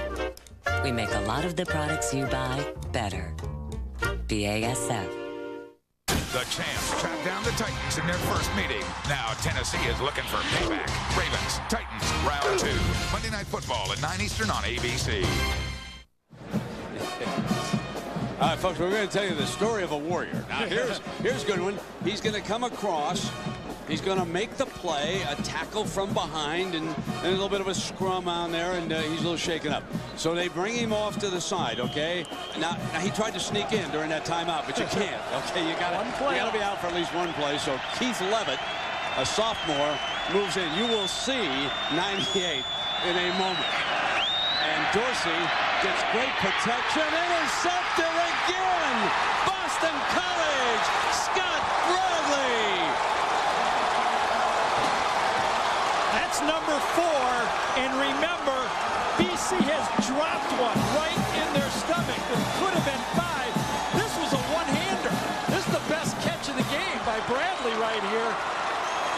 Anticipated throw by Dorsey. He's trying to get inside. Here's the linebacker coming outside. Right there. He's the one sticks up his paw and gets it with one hand. What a play. I was told there was a Marine mentality with this football team in Boston, and I'm starting to believe. Inside the 35-yard line, Knight is slammed in the hole, and Dorsey has thrown his 4th interception in this game, and that is the first time in his great career that he has served up 4 INTs. Well, he should join a group of other Miami quarterbacks that have done that. I mean, this is not the first guy that's gone through Miami that's had one of these days. All of them have had that day when you're just off a little bit anticipating throws. Still a lot of time, but this Miami defense has only given up 9.2 points a game. They should try to win it themselves. 2nd down and 10 for St. Pierre. Short drop slant, deflected and almost picked off. Vilma gets there. What a game number 51 has had. I think he's the MVP as far as Miami is concerned. Let's check in with Jackaroo. Brent, when Brian St. Pierre was on the sidelines, he gathered his entire offense, backfield, wide receivers, and linemen. He reminded them that Miami had never been in a battle in a 3rd quarter of a game this year. He looked them all straight in the eye and says, we've got them down, we hold them, and in the 4th quarter, we end it all. 4 minutes left in the 3rd quarter. And he's got a chance to put him ahead here. Needs a play.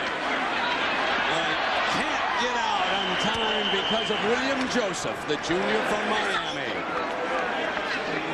Remember in the 3rd quarter, 146. 2 losses. They're getting beaten this quarter, but the defense stood up. There's some games, I think if you're a defensive team, you say our quarterback's off, we're going to win this one ourselves. Never easy to be a champion, is it? No, Never it's not. easy to be a Trying to champion. seal him inside the 20. They came after McMyler a little bit. There's a penalty flag. There's a penalty flag. Perhaps an illegal block in the back. No, I think it was a halo. Was it a halo deal? I think it was a halo. Here's Buchanan. So it'll go the other way on the halo infraction. These guys know the rules. They know they're not going to get hit. They just refuse to fair catch nowadays. Yeah, because you know you're going to bring the guy right on into that zone. Unless you're playing Fresno. Maybe there's 2 calls on the play. 5-yard kick catch interference on the kicking team. 5 yards from the spot of the foul. 1st down. See that? If he doesn't fair catch, they should waive the halo. What they need to do, I think, is tack that on to the return. That would be a little bit help on that rule. You see him; he's within 2 yards. Buchanan returns at 5. They move it back and march off 5 yards. Dorsey in Miami. Chance now for the #1 team to prove it. And it's complete to the 35-yard line. Kevin Beard with the reception, an ABC Sports presentation of college football brought to you by Morgan Stanley. Formerly Morgan Stanley Dean Witter. Move your money, get well connected. Chevy, the cars you can depend on, the cars that last, will be there, and Burger King, home of the Whopper. Well, what a difference. A year ago, Ken Dorsey, 52-6 through 5 touchdown passes. Today, 4 interceptions and counting. First down, the 35-yard line. They'll run Portis on the toss. Breaks the first tackle, no more than a yard. What about Oklahoma? Let's go to John Saunders. John? Well, Brent, they get a little bit of a controversial touchdown here. Matt McCoy, the holder, laterals to Tim Duncan. Now watch Duncan dive for the end zone. In for the touchdown, according to the official. But watch it again. Knee is down before the ball gets anywhere near that pylon. But it's a touchdown just the same. Oklahoma 17-10. I'm assuming it would have been a first down. Next play, Quentin Griffin in, eh? So Dorsey threw behind. Miscommunication with Jason Gathers. You know what's also popping up in this game is Dorsey is not on the same page with his wide receivers like he was with Santana Moss and Reggie Wayne. Last year, those guys were in sync. You can't lose great players and just keep rolling these guys in. That would be a little bit disrespecting how good of a player Santana Moss was a year ago. 3rd and 8, and the crowd rocking. Noisiest I have ever heard this stadium. Dorsey will throw back to Portis. First down. Big time run by 28.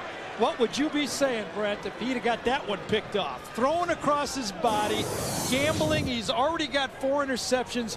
You see guys all over. You're going to see a crossing tight end coming across, but Dorsey buys time, going to his right, and then say he can't see this. You're going to dump it to the back. You get that one picked off, and we're saying, who's number 2 on this team? First down. First to midfield now. They stick with Portis.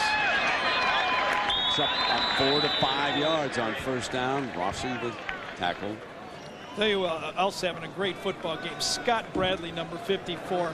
He's the linebacker lined up over Shockey, the tight end, the whole game. He's been manhandling Shockey on the run plays and dropping back into coverage the whole football game. Now he's forced to come out here and play in space. It is second down, and movement by the lineman. That's going to cost him. Shockey jumped, and let's remind everybody what's coming up next. And big doubleheader. Here you're going to see some outstanding regional games. Penn State, Illinois. Can Penn State keep it going? North Carolina State against Florida State. Kansas State against Nebraska. And out west, it's Oregon and UCLA. So you need a little satellite dish or a cable operator to bring you some extra games later today, huh? So it's going to be a second down after the 5-yard penalty. And only a minute 34 more of wind for Miami.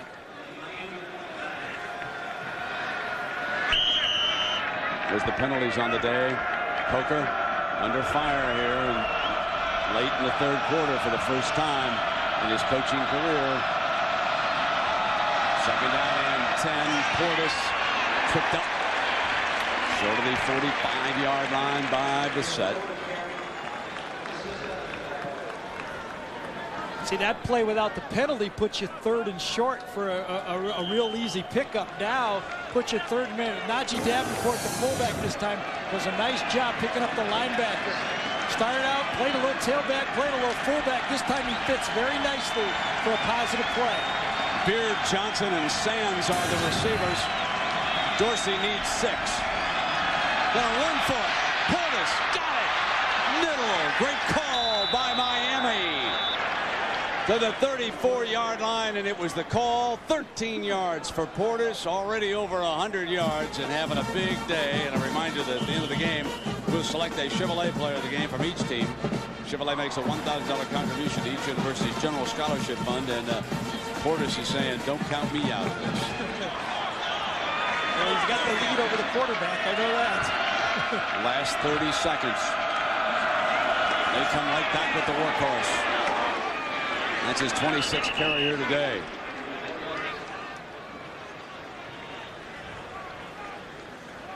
Boston College, as we count down the 3rd quarter, the last 20 times they faced a ranked team, they're 0-20. 4th quarter, 9-7 in the game.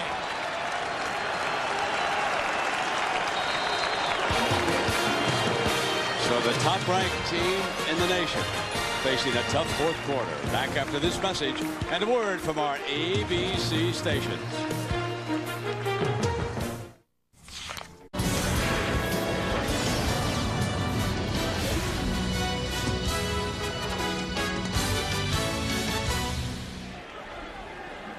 We start the fourth quarter. Miami football, 2nd and 6 at the BC 30-yard line, and Jeremy Shockey, the leading receiver, has not caught a pass since the first quarter of this football game. He caught 4 in the opening quarter, and now you would think that he's going to be a preferred target down the stretch. 2nd down. Deflected, and they wanted Shockey that time. And BC would not let him do it as Derek Rossi makes another big play. Derek Rossi has been lining up when the linebacker isn't over the tight end. He is. Here is our Chrysler drive summary here as we enter the fourth quarter. 9 plays for 52 yards. But now they face the most important play of the drive. 3rd and 6. Portis has 6 runs of 9+ yards. He's the lone running back. Dorsey to throw for it, incomplete. It's 4th down, and here comes Todd Severs. I had my eyes, Brent, I had my eyes downfield. Did Dorsey get pressured because he threw the ball way too early on that play? He had Shockey one-on-one, and the ball just got out there way too fast. I didn't see the pressure. The quarterback just not in sync with his passing game today. Here's the 47-yard. 3 field goals. Now his 4th. Todd Severs makes it a 12-7 game. Miami without a touchdown against Boston College. Timeout. The young man from Ankeny, Iowa, which is hard by Des Moines, Iowa, and just hit his career long, huh? So what a day he has had. 4 field goals. Now he'll kick it off, but into that breeze. So you would think that Burke would get a crack here at a return.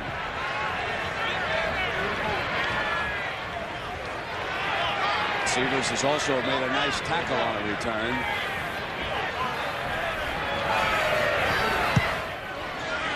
He'll kick away from Burke to Camella.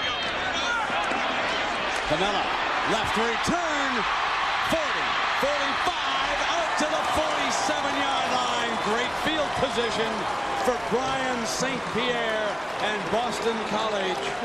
Todd Severs sticks his helmet in there again. And he's shaking up just a little bit. That man's a football player. He is. He's not just a kicker. He an MVP of Iowa as a high school football player. Player of the year. Camella comes up. He's the fullback trying to kick it away from the deep back. Camella grabs it. And this ain't bad. He's come up there. And, oh, he got crunched that time. Severs did. And they need him. He's been their only offense. For a team that's been averaging nearly 44 points a game, they got 4 field goals. The freshman defensive lineman, number 75, gets ready for Miami. Vince Wilfork, 6'2", 350 pounds. What a promising young defensive lineman he is. First down and 10. They'll run right at him. And Knight steps around, and Reed is forced to come up, but he crosses midfield. An ABC Sports presentation of college football brought to you by Chrysler. Drive equals love. Pacific Life, annuities, insurance, investments. Discover the power of Pacific Life. Budweiser, with a crisp, clean, refreshing taste you'll find in no other beer. And Thrifty Rental Car. Great cars, great rates at over 1,200 locations worldwide. Thrifty Rental Car. Right, you know what I like about Boston College today is they have not beat themselves. We talked to Dana Bible about teams playing against this Miami defense has been having unforced errors. At least the mistakes have been forced by Miami. Nothing dumb for Boston College. Second down. St. Pierre's got an open man. Great catch. First down, 35-yard line. That was Camella who returned the kickoff for 12 yards. What a snag. The brother of Greg Camella, Stanford fullback who Dana Bible coached. The fullback slides out. This time, instead of going to the flat, he goes flat and up. A perfect throw from St. Pierre. Took Took a whack from Lewis, the strong safety afterwards. BC at the Miami 35-yard line. Here comes the blitz. And Knight slashes to the 31-yard line. We check in now with John Saunders on Tennessee. John? Brent, the Volunteers feel they're still in the hunt and facing Memphis today. Casey Clausen, look at the protection. Stands back there and throws a strike. But is that a touchdown? Jason Witten, it looked like the lead foot was down before the trailing one. Nonetheless, they give them the touchdown, 7-0. Yeah, I agree with you, John. That one didn't look too good from that angle, did it? All right, second down. Here's Boston College now, driving on number 1. Come back with the run and developed a little slowly and nothing doing on this play. So it'll be third down and long as DJ Williams, the linebacker, moves up to make the stop. Vince Woolfolk, who you talked about as being such a big timer, watch him take on 3 players this time. The guard in the center throws him off, then takes on the backside tackle. You're not going to gain any when your tackle takes on 3 guys. Holy cow. Oh, he's a monster. And a future monster, I might add. We're talking freshman here, folks, at 350. We're talking to Washington in college football. Third down. St. Pierre, pocket underneath. He's got Knight wide open inside the 20 to the 15-yard line. A great play. And St. Pierre showing courage. Waits, and it's a 16-yard gain by Derek Knight. Beautifully designed play this time. Exactly what's going to happen is you're going to run off, and then put your back through to the outside. This is as good as you can do. When you design it as an offensive coordinator, give this one to Dana Bible. That's a well-designed play, and that got the defense. That's a gotcha. At the 15-yard line, a first down for BC. Comes Knight again.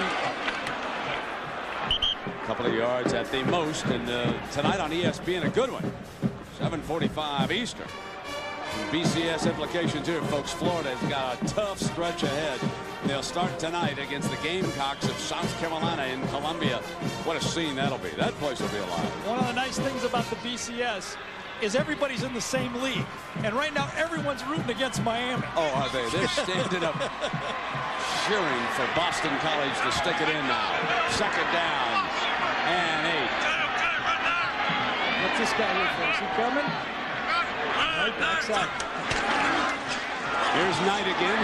Tips up. Now breaks it across the 10-yard line. Short of the first down by about 3 to 4 yards. Vilma there again. And here comes another Dana Bible special. Right. Again, if he needs a play. Camella's in the game, their best receiving fullback. There you look, 3rd and 5 or less. They've only done it 5 times in this game where they can run or pass. Bible has one right here, run or pass. He's got his receiving fullback in the game. Needs 3 yards.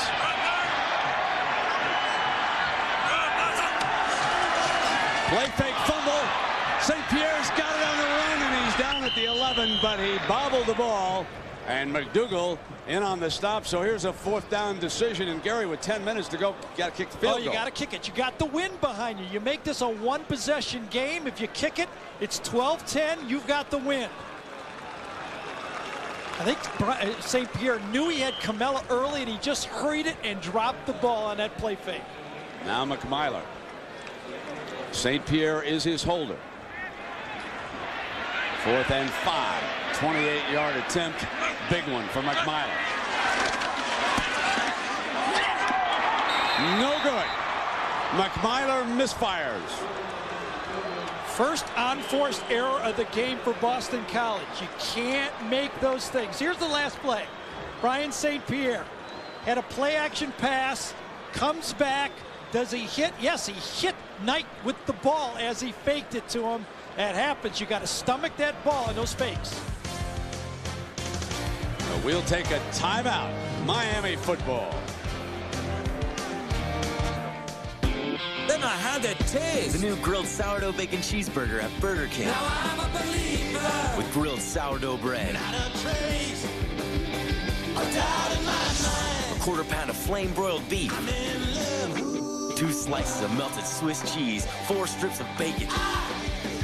The new grilled sourdough bacon cheeseburger will make you a believer. Now for a limited time at Burger King. Shrek, the biggest movie of the year, now available wherever videos are sold. L is for the way you look at me. O is for the only one I see. V is very, very extraordinary. E is even more than anyone that you adore. And love is all that I can give to you. Ho, ho, ho! Oh, I hope you didn't put all those on the credit card. Yeah, why? Do you know what those interest charges are going to do to us? Don't worry. I used our new Capital One No Hassle card. Fed up with exploding credit card rates? To the neighbors! With Capital One's new No Hassle Platinum card, you get one low fixed rate and none of the hassle. Gotta tell Steve and Laura about Capital One. What's in your wallet? 9:43 to go, Miami football, and Portis becomes the man under the gun. He's already carried 26 times here today. And you know, into this breeze, they'll be trying to take some time off the clock. They line him up in the eye. They've got Davenport in front of him. Here he comes. Nothing doing. Clinton Portis has been the offense. You got a struggling quarterback. You have to run the ball.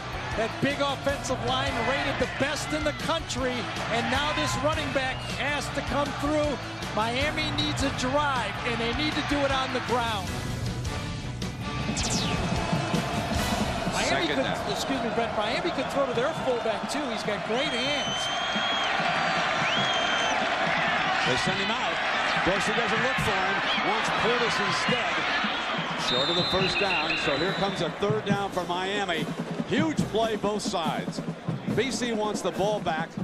They would improve their field position if they can hold on this 3rd down. Dorsey and Miami and Coker want to keep it going and bring time off the clock. So here we come. It's a 3rd and 2. They can run Portis. He's already gained 125 yards, so they can hit fast with a fullback. They'll line up Portis as a 1-back and go 3 wide.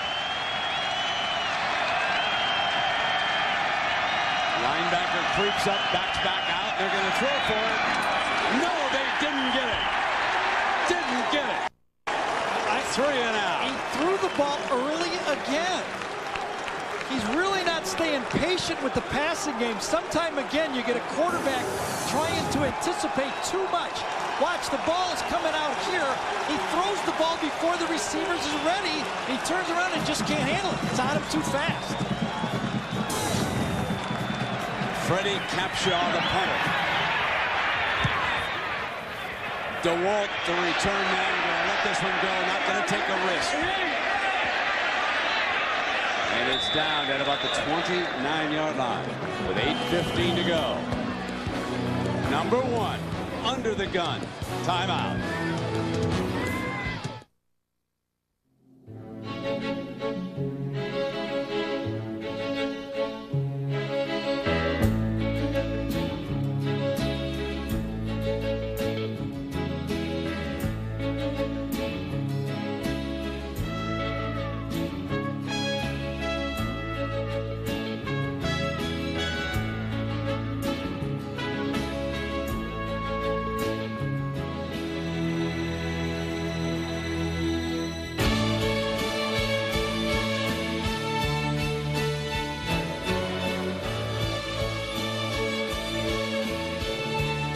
When you put passion into everything you build, it's hard to just let go.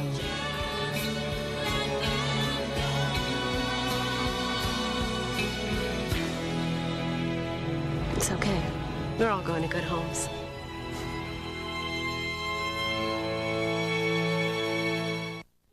Your search for the right financial partner brings you to the Pacific Life family of companies, managing more than $300 billion in assets. Discover the power of Pacific Life.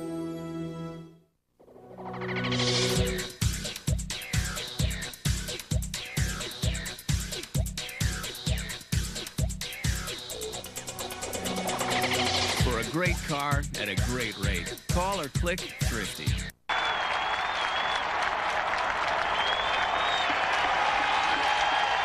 Penn State faces Illinois. Further regional action next on ABC. Arch rivals for BC, Notre Dame, and they've already beaten the Fighting Irish in here, and now they're playing the Canes of Miami, top-ranked team in the polls. 8:15 to go. Boston College football, trailing it 12-7. BC, in case you've just joined us, has not given up a touchdown in this game. 4 field goals for Miami. I formation.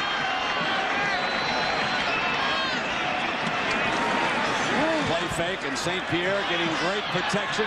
Can't get anybody open, so he takes off. Beats Vilma and steps out of bounds. Well, that showed it there, didn't it? We talked to everyone connected about how Brian St. Pierre is a great athlete.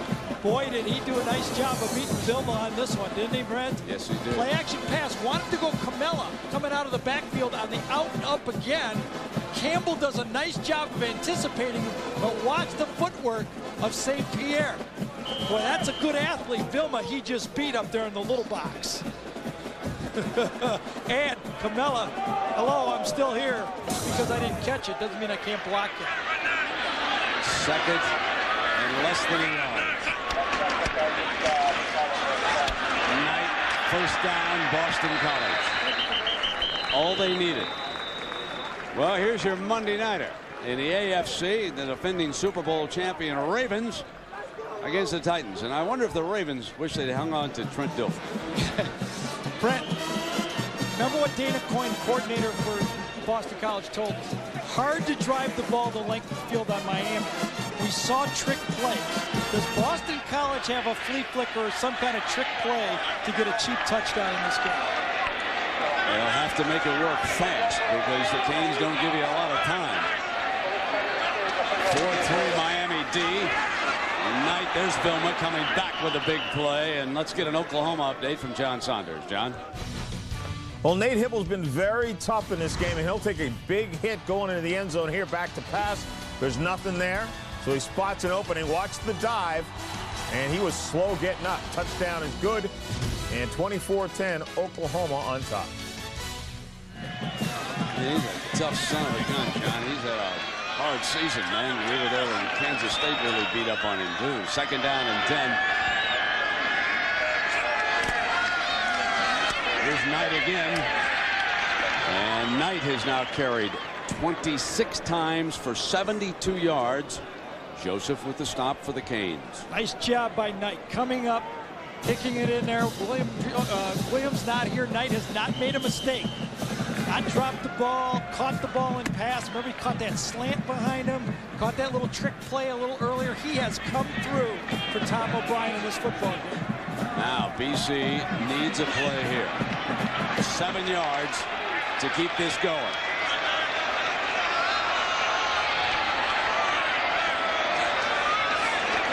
Blitz incomplete. St. Pierre read it, and he wanted DeWalt to get that football. DeWalt didn't read the blitz.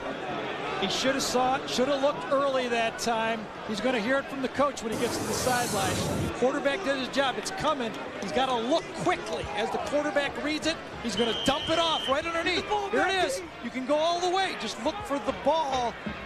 A good throw there is a huge play. High snap. McMillan gets it off. Buchanan. And is that another halo violation? The yellow flag is down. And Buchanan out of bounds. And now a second flag flying on the sideline. And that could be a personal foul over here.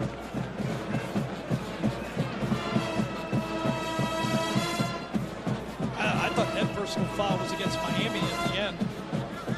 Well, let's let them sort it out here.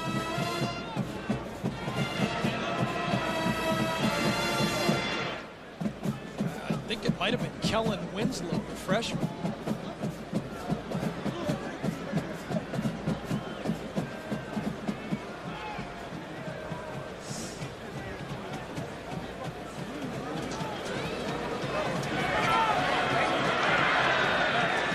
Looking a little concerned over there. picking that one up. So one of them. Now let's take a look at the next one. Who's this next one?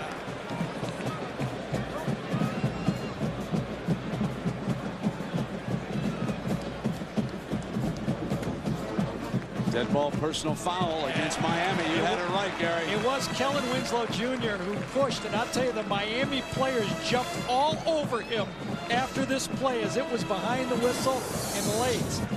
This is the first one. They pick it up here. Yeah, that was very close, and I think that's a good pickup. Oh, wow, but this is a bad personal And there's foul. the hit right there at the end of that play. The whistle is clearly over, and that was a cheapie. And look where the ball is now.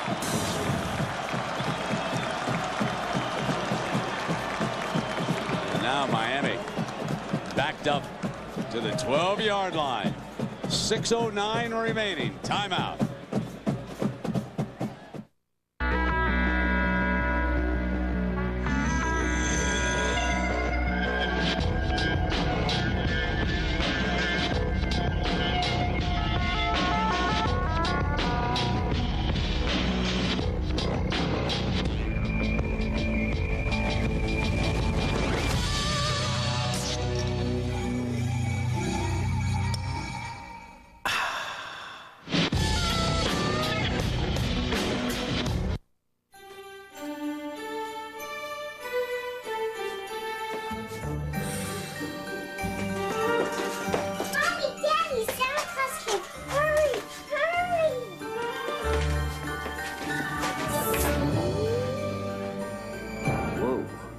Those must have been some cookies you left Santa.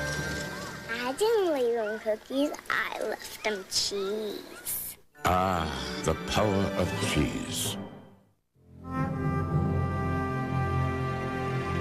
On June 6, 1944, American and Allied forces landed on Normandy beaches in the name of freedom and liberty. This fall, Juke joins HBO in honoring all the men and women who served in the Second World War.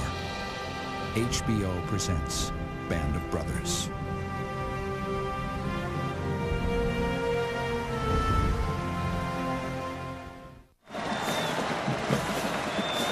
A huge series for the Hurricanes. Backed up to the 12.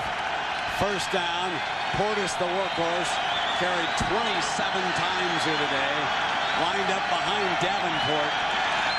Here's number 28, trips for 3. Take a look at the BCS standings now. Nebraska solidly number 1. Remember, the lowest total leads it. Solid lead on Miami. Oklahoma pulls ahead. Miami must win this game to stay in pursuit of the Rose Bowl and the national championship. There's no other way to put it. Heat's on Coker and the Canes. 5:43 now. Long handoff. Portis is cut off. Slashes back. Down he'll go with Churchu. The junior from Paramus ripping him down. Nice job. You're trying to beat Boston College at what they do best now. Stop the run. You're going 2 tight ends. It's turned back inside. Look at those BC Maroon jerseys. They're everywhere. And Churchu, the transfer from Clemson, he was a fullback at Clemson. He's a middle linebacker today. This place is rocking, folks. It's 3rd and 12. And they're going to run for it. Portis keeps going for the first down. One of the biggest runs of the year for Miami.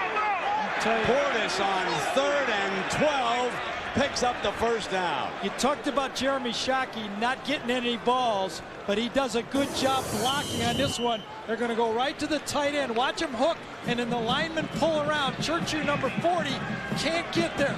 Shockey gets his block at the end. Churchu can't get there. Portis, what a wonderful run by Clinton Portis. So now Miami on a first down. Here comes Portis again. Knocked out of bounds at the 30, but he picks up 7 more yards after the 14-yard run. And we check in with Jack Arute.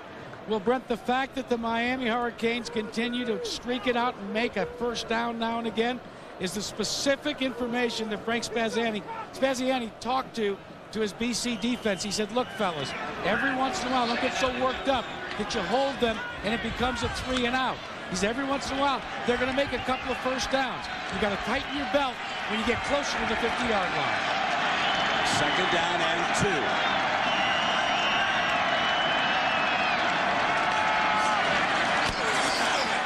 Portis again for a first down. Coming up next, of course, the second game of our doubleheader: Penn State, Illinois, North Carolina State, Florida State. You've also got Kansas State, Nebraska, Oregon, UCLA, all next on ABC. You cannot say enough about Clinton Portis, ladies and gentlemen. 32, count them, 32 carries against a tough BC front for 149 yards. Absolutely. That time he followed his fullback, Najee Davenport, who got around the corner. Miami is running to the right in this drive. He is saving the Canes. Now Dorsey, incomplete. Bad footwork again by Dorsey. Not setting his feet. He had Davenport, he had Shockey both, and he threw it off balance. He's had a rough day. I wouldn't be surprised if the media down in South Florida doesn't say this is the poorest game of Dorsey's career as a starter. I don't remember, and I only watched Washington on TV, but I don't remember him playing overall that poorly out in Seattle. 2nd down and 10. Double tight end at the bottom of the screen. They show blitz. Blitz the wing. And they hold Portis short of the 40-yard line. Churchu making the stop. And then Boston College decided to blitz the run that time. Coker working on the clock. Timeout. Boston College. And if time permits, stay tuned for the Thrifty Car Rental postgame report featuring scores and highlights from across the country. So Boston College uses its first timeout this half at the 3:49 mark. We'll take a break. Miami trying to hang on. Timeout. Hi, can I help you? Yeah, I think I'm starting to go bald. Yeah, well, that happens to the best of us. Now at Sears Auto Center, our best-selling Michelin tires are on sale. Sears, where else?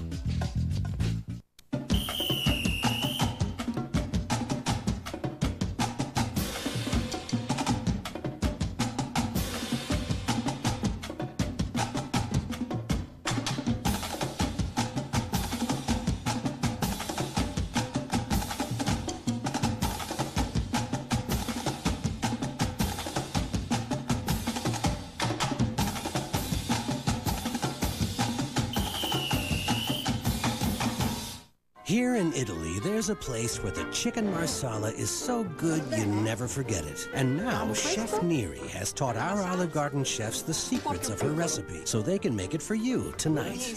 Olive Garden, when you're here, you're family. 3:49, 12-7. Here's your 3rd and 7, and BC use the timeout. They've got to talk about this play. Will they risk Dorsey putting it up again? He's had 4 interceptions, 2 in each half. He's only 4 of 13 this half. So here's your 3rd down. He lines up in the gun to wing it.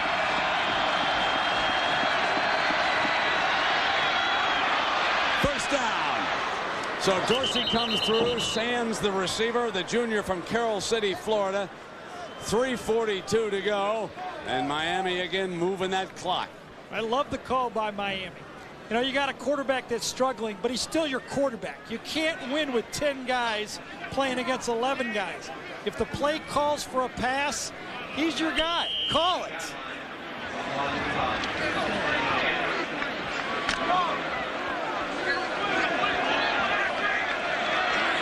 First and 10 across midfield.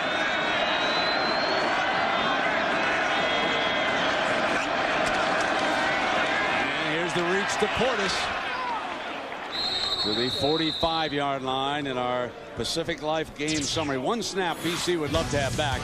St. Pierre collides with his running back, bobbles the ball, and Miami downs him, and then they missed field goal, which would loom big if BC can ever get the ball back and be driving down the field. As it now stands, they've got to have a touchdown But first of all, they've got to get the football back from Miami. What a great drive, and the key play of that drive was Portis's run on third down. He ran through Churchill. Absolutely. 34 carries. Second down. Play fake Dorsey. Incomplete. Rolling to hit Robert Williams, the second tight end, along with Jeremy Shockey. Frank Spanzini right now is forcing Miami to throw the ball. He's putting 9 men at the line of scrimmage. There's the defensive coordinator from Boston College. I like the call, and I thought Dorsey did a nice job on that one, just getting rid of it, because he had someone in his face and no one open. They have got to try to get the ball to Shockey on this third down. I don't know if they can get away with Portis again. Needs 7 yards. Dorsey from the gun. Pocket collapsing high. First down. What a play. First down. And it was Ethnic Sands again. Ethnic Sands, who was a quarterback, now he's a wide receiver. That's the best play for Dorsey all day. He wanted to go to Shockey. Shockey's coming across. Sands is going the other way. It's a little bit of a cross pick. Wants to go to Shockey. He's not there. So he last second throws across his body. Sands catches it. 2 big third down completions by the quarterback on this drive. First down at the Boston College 37-yard line. Portis nowhere with his 35th carry because of Josh Ott. So it's Miami and Boston College. BC without its best running back, who was suspended. Miami favored by 20, leading at 12-7 as Ken Dorsey has thrown 4 interceptions. Yet on this, perhaps the most important drive of the day, he has come up with a couple of huge completions, and Portis, the ringleader, with 156 yards. I always judge a quarterback on how he plays when he's having a bad day. And those last 2 throws he made under pressure really shows you what he's made of. That's where that intensity comes through. Anybody can throw when they're having the good day. It's when you've had 4 interceptions, you're feeling crummy, you can't plant your feet, you're just not in sync, and you make those first down throws. That's why that guy's a winner.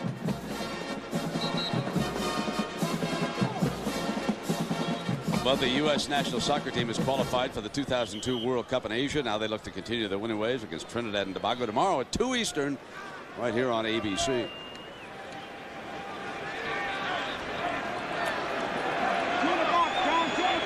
Second down and 13.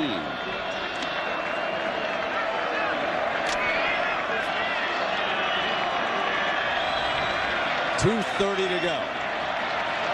Miami inside the BC 40-yard line. Timeout. Dorsey took a look at the D. Now here is Miami's remaining schedule. And remember what Dorsey himself said this week. Everybody wants a tournament. Well, ours starts with this game against Boston College, and they don't have any margin of error. They must win out against 4 good teams: Syracuse, Washington, and Virginia Tech. Virginia Tech is on the road. Washington will be a night game. And the skyline of Boston there in the background. BC has not beaten Miami since the famous Flutie Magic game back in 1984. And a peek at the Miami schedule the rest of the way against winning teams. Now, a lot of people will say, what about the BCS if Miami just hangs on like this and throws 4 interceptions without a touchdown? Well, it will depend on the human polls. Remember, Miami is #1 with the writers and the coaches. That's given them a solid average of 1 point. Low team wins, remember. Will they stay #1 with the writers and the coaches? That will be the big question to be answered. 2:30 to go. And here's Portis again. Cut back. What a tough runner he is to the 31-yard line.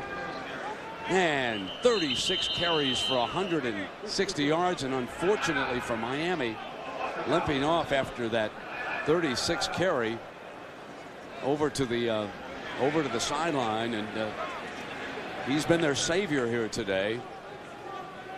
So Boston College using another timeout, and hopefully that's a cramp. Let's announce our Chevrolet players of the game. And in recognition of their effort, Chevrolet makes a $1,000 contribution to each University General Scholarship Fund. No surprise about Clinton Portis, 36 carries, 160 yards. And Gary, I know you have to be pleased with Brian St. Pierre's performance. We talked about it in the open. He had to come through in this game. The coaching staff and this team feels that he's at least the second best quarterback in this league. And truth be known, they kind of whisper if he had the same weapons as Dorsey, he might be just as good as Dorsey. Today he's proven that he's a great athlete, and his intensity has come through to his football team today. Well, remember, this drive started on the 12, and it has featured 2 huge completions. Miami has thrown 4 times, and these are 2 big-time completions. Yeah. Ethnic Sands becoming the go-to guy, and now the 14th play of this drive coming up. 2:19 to go, and here it is, 3rd and 5. BC needs a stop. The backup doesn't get it. Fumble! They battle for the football. BC thinks they've got it as Frank Gore was on the field. Tug of war going on. We'll let the officials sort it out. Very questionable. BC. Very questionable call, giving it to a true freshman at this time. Comes into the game cold and handed to the freshman back at Boston College. Now needs a touchdown to win. Ralph Parent, the junior safety from Brookline, recovers the fumble. Ball jarred loose in the middle, right on top of the pile. I really think Gore made a mistake. He did not stay with the hole. He could have stayed wide and got the first down. You just got to wonder. I put Davenport at tailback before I handed it to a freshman. I think Rossi made the jarrings. He jarred the ball loose. And now, St. Pierre and Boston College. Knight to the 36-yard line on first down. There's plenty of time, folks. Plenty of time, and I'll tell you why. In the college game, you stop that clock on a first down. It is a huge difference between college and NFL. St. Pierre got Knight underneath. Out of bounds, stops the clock at midfield. And Derek Knight, let's not overlook the performance by Knight here today. 26 rushes for 72, 14 more yards. He's the leading rusher and receiver for BC. Same play, lines up left, but goes across. Vilma right here does not handle it. Gets lost right there. Comes through and runs the opposite way. A little bit of a pro play that Dana Bybor's put in. That huge missed field goal is looming now. Boston College has to put it in the end zone. On first down from midfield.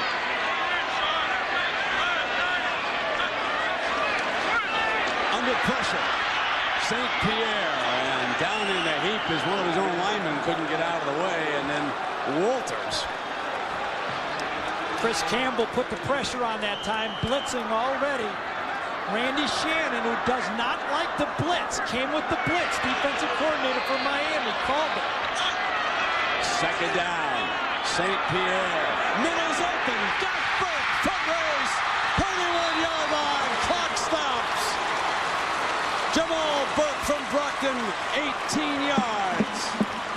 Fitzgerald, number 27, was peeking into the backfield. I don't know what he was looking at. He had man-to-man coverage, and he didn't stay with his man. Huge mistake by Fitzgerald. They get Hemmings in along with Reed. They get Burke out, who's shaken up. It's first down. It's 107. It's St. Pierre. Pocket. In zone. DeWalt. No, he threw it out of bounds. So now Brian checking that clock. We've got 1 minute left. We always talk about on the end of the game how people make mistakes. Watch Fitzgerald on the play before. He starts out, lines up, and then he looks inside. Lets this guy go. What are you doing? Defense has the pressure in the final 2 minutes. Quarterback deals with it the whole game. Now the defensive backs say, if I make a mistake, I could be the go-to. Second down and 10. St. Pierre under center. Ball at the Canes 31-yard line. St. Pierre. And a jarring hit by Fitzgerald. And DeWalt could not hang on. It will be your third down coming up. Miami comes with the blitz again, and this time Fitzgerald says, you know what, I'm going to stay with my guy the whole way this time. Not get nosy and try to make a tackle on a draw play. There's not going to be any more draw plays in this game. It's all passing.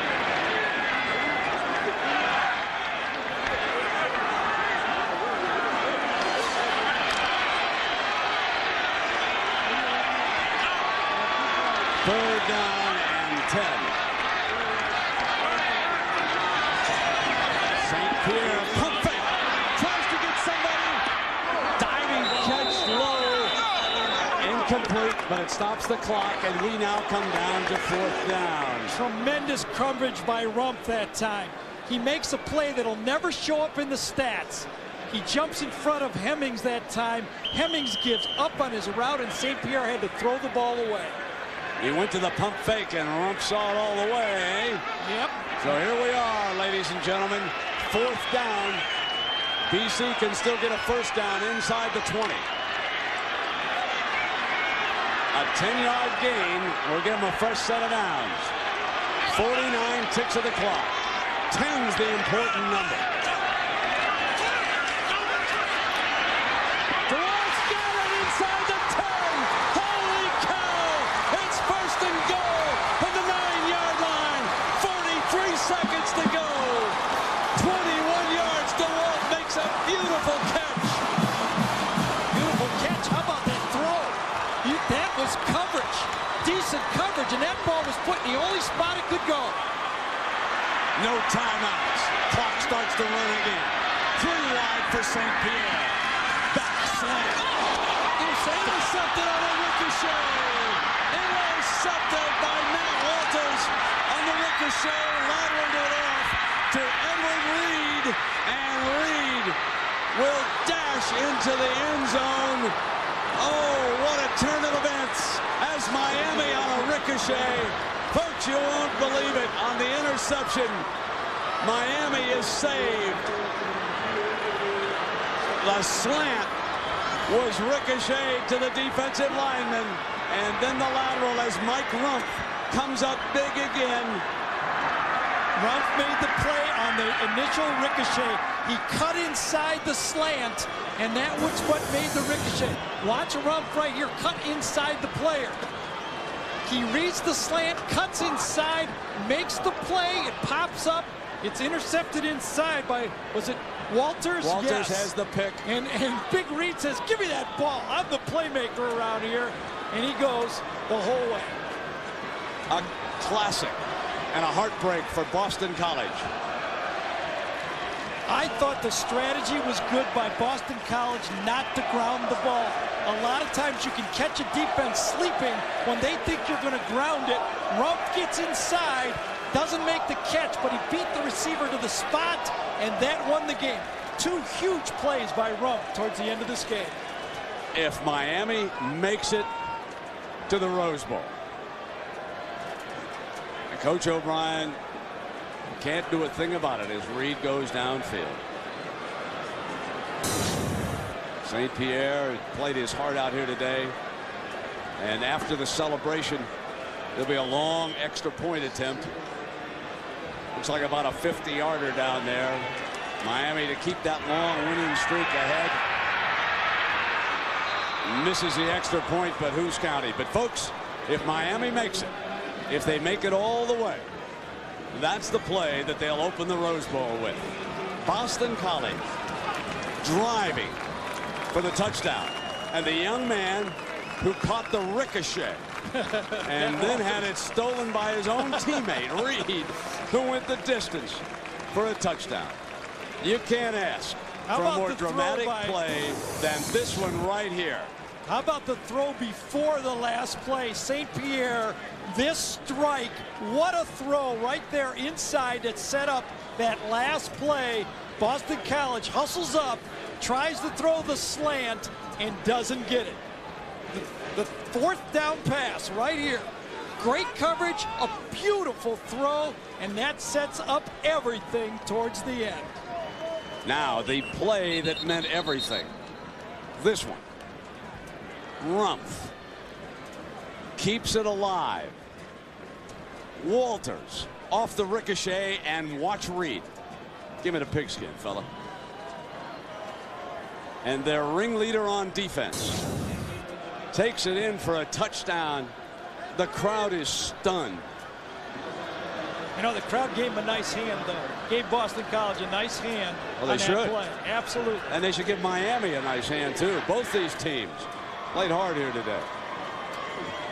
And you know what? On 4th down, field goal wins this game. They had a chip shot to make it 12-10.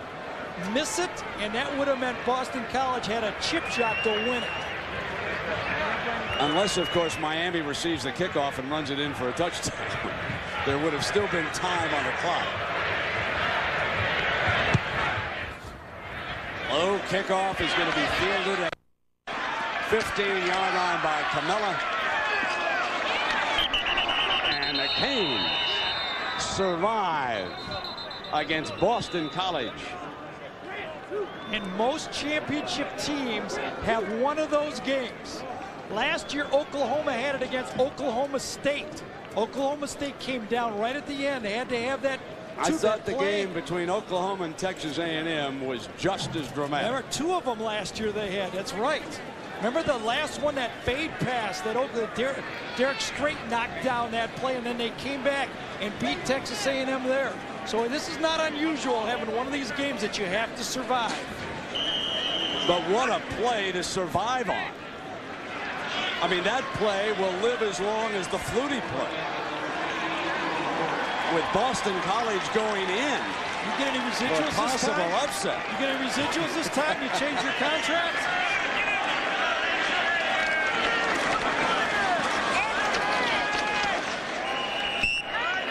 So it is Heartbreak Hotel and the survival game for Coker and Miami.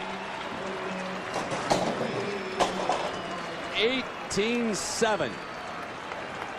That is our final score. Miami stays unbeaten, but they had to do it the hard way, folks. And ABC Sports is online at ESPN.com. Keyword ABC Sports. Stay tuned. We'll be right back with the Thrifty Car Rental postgame report after this from our ABC station. So long, everybody.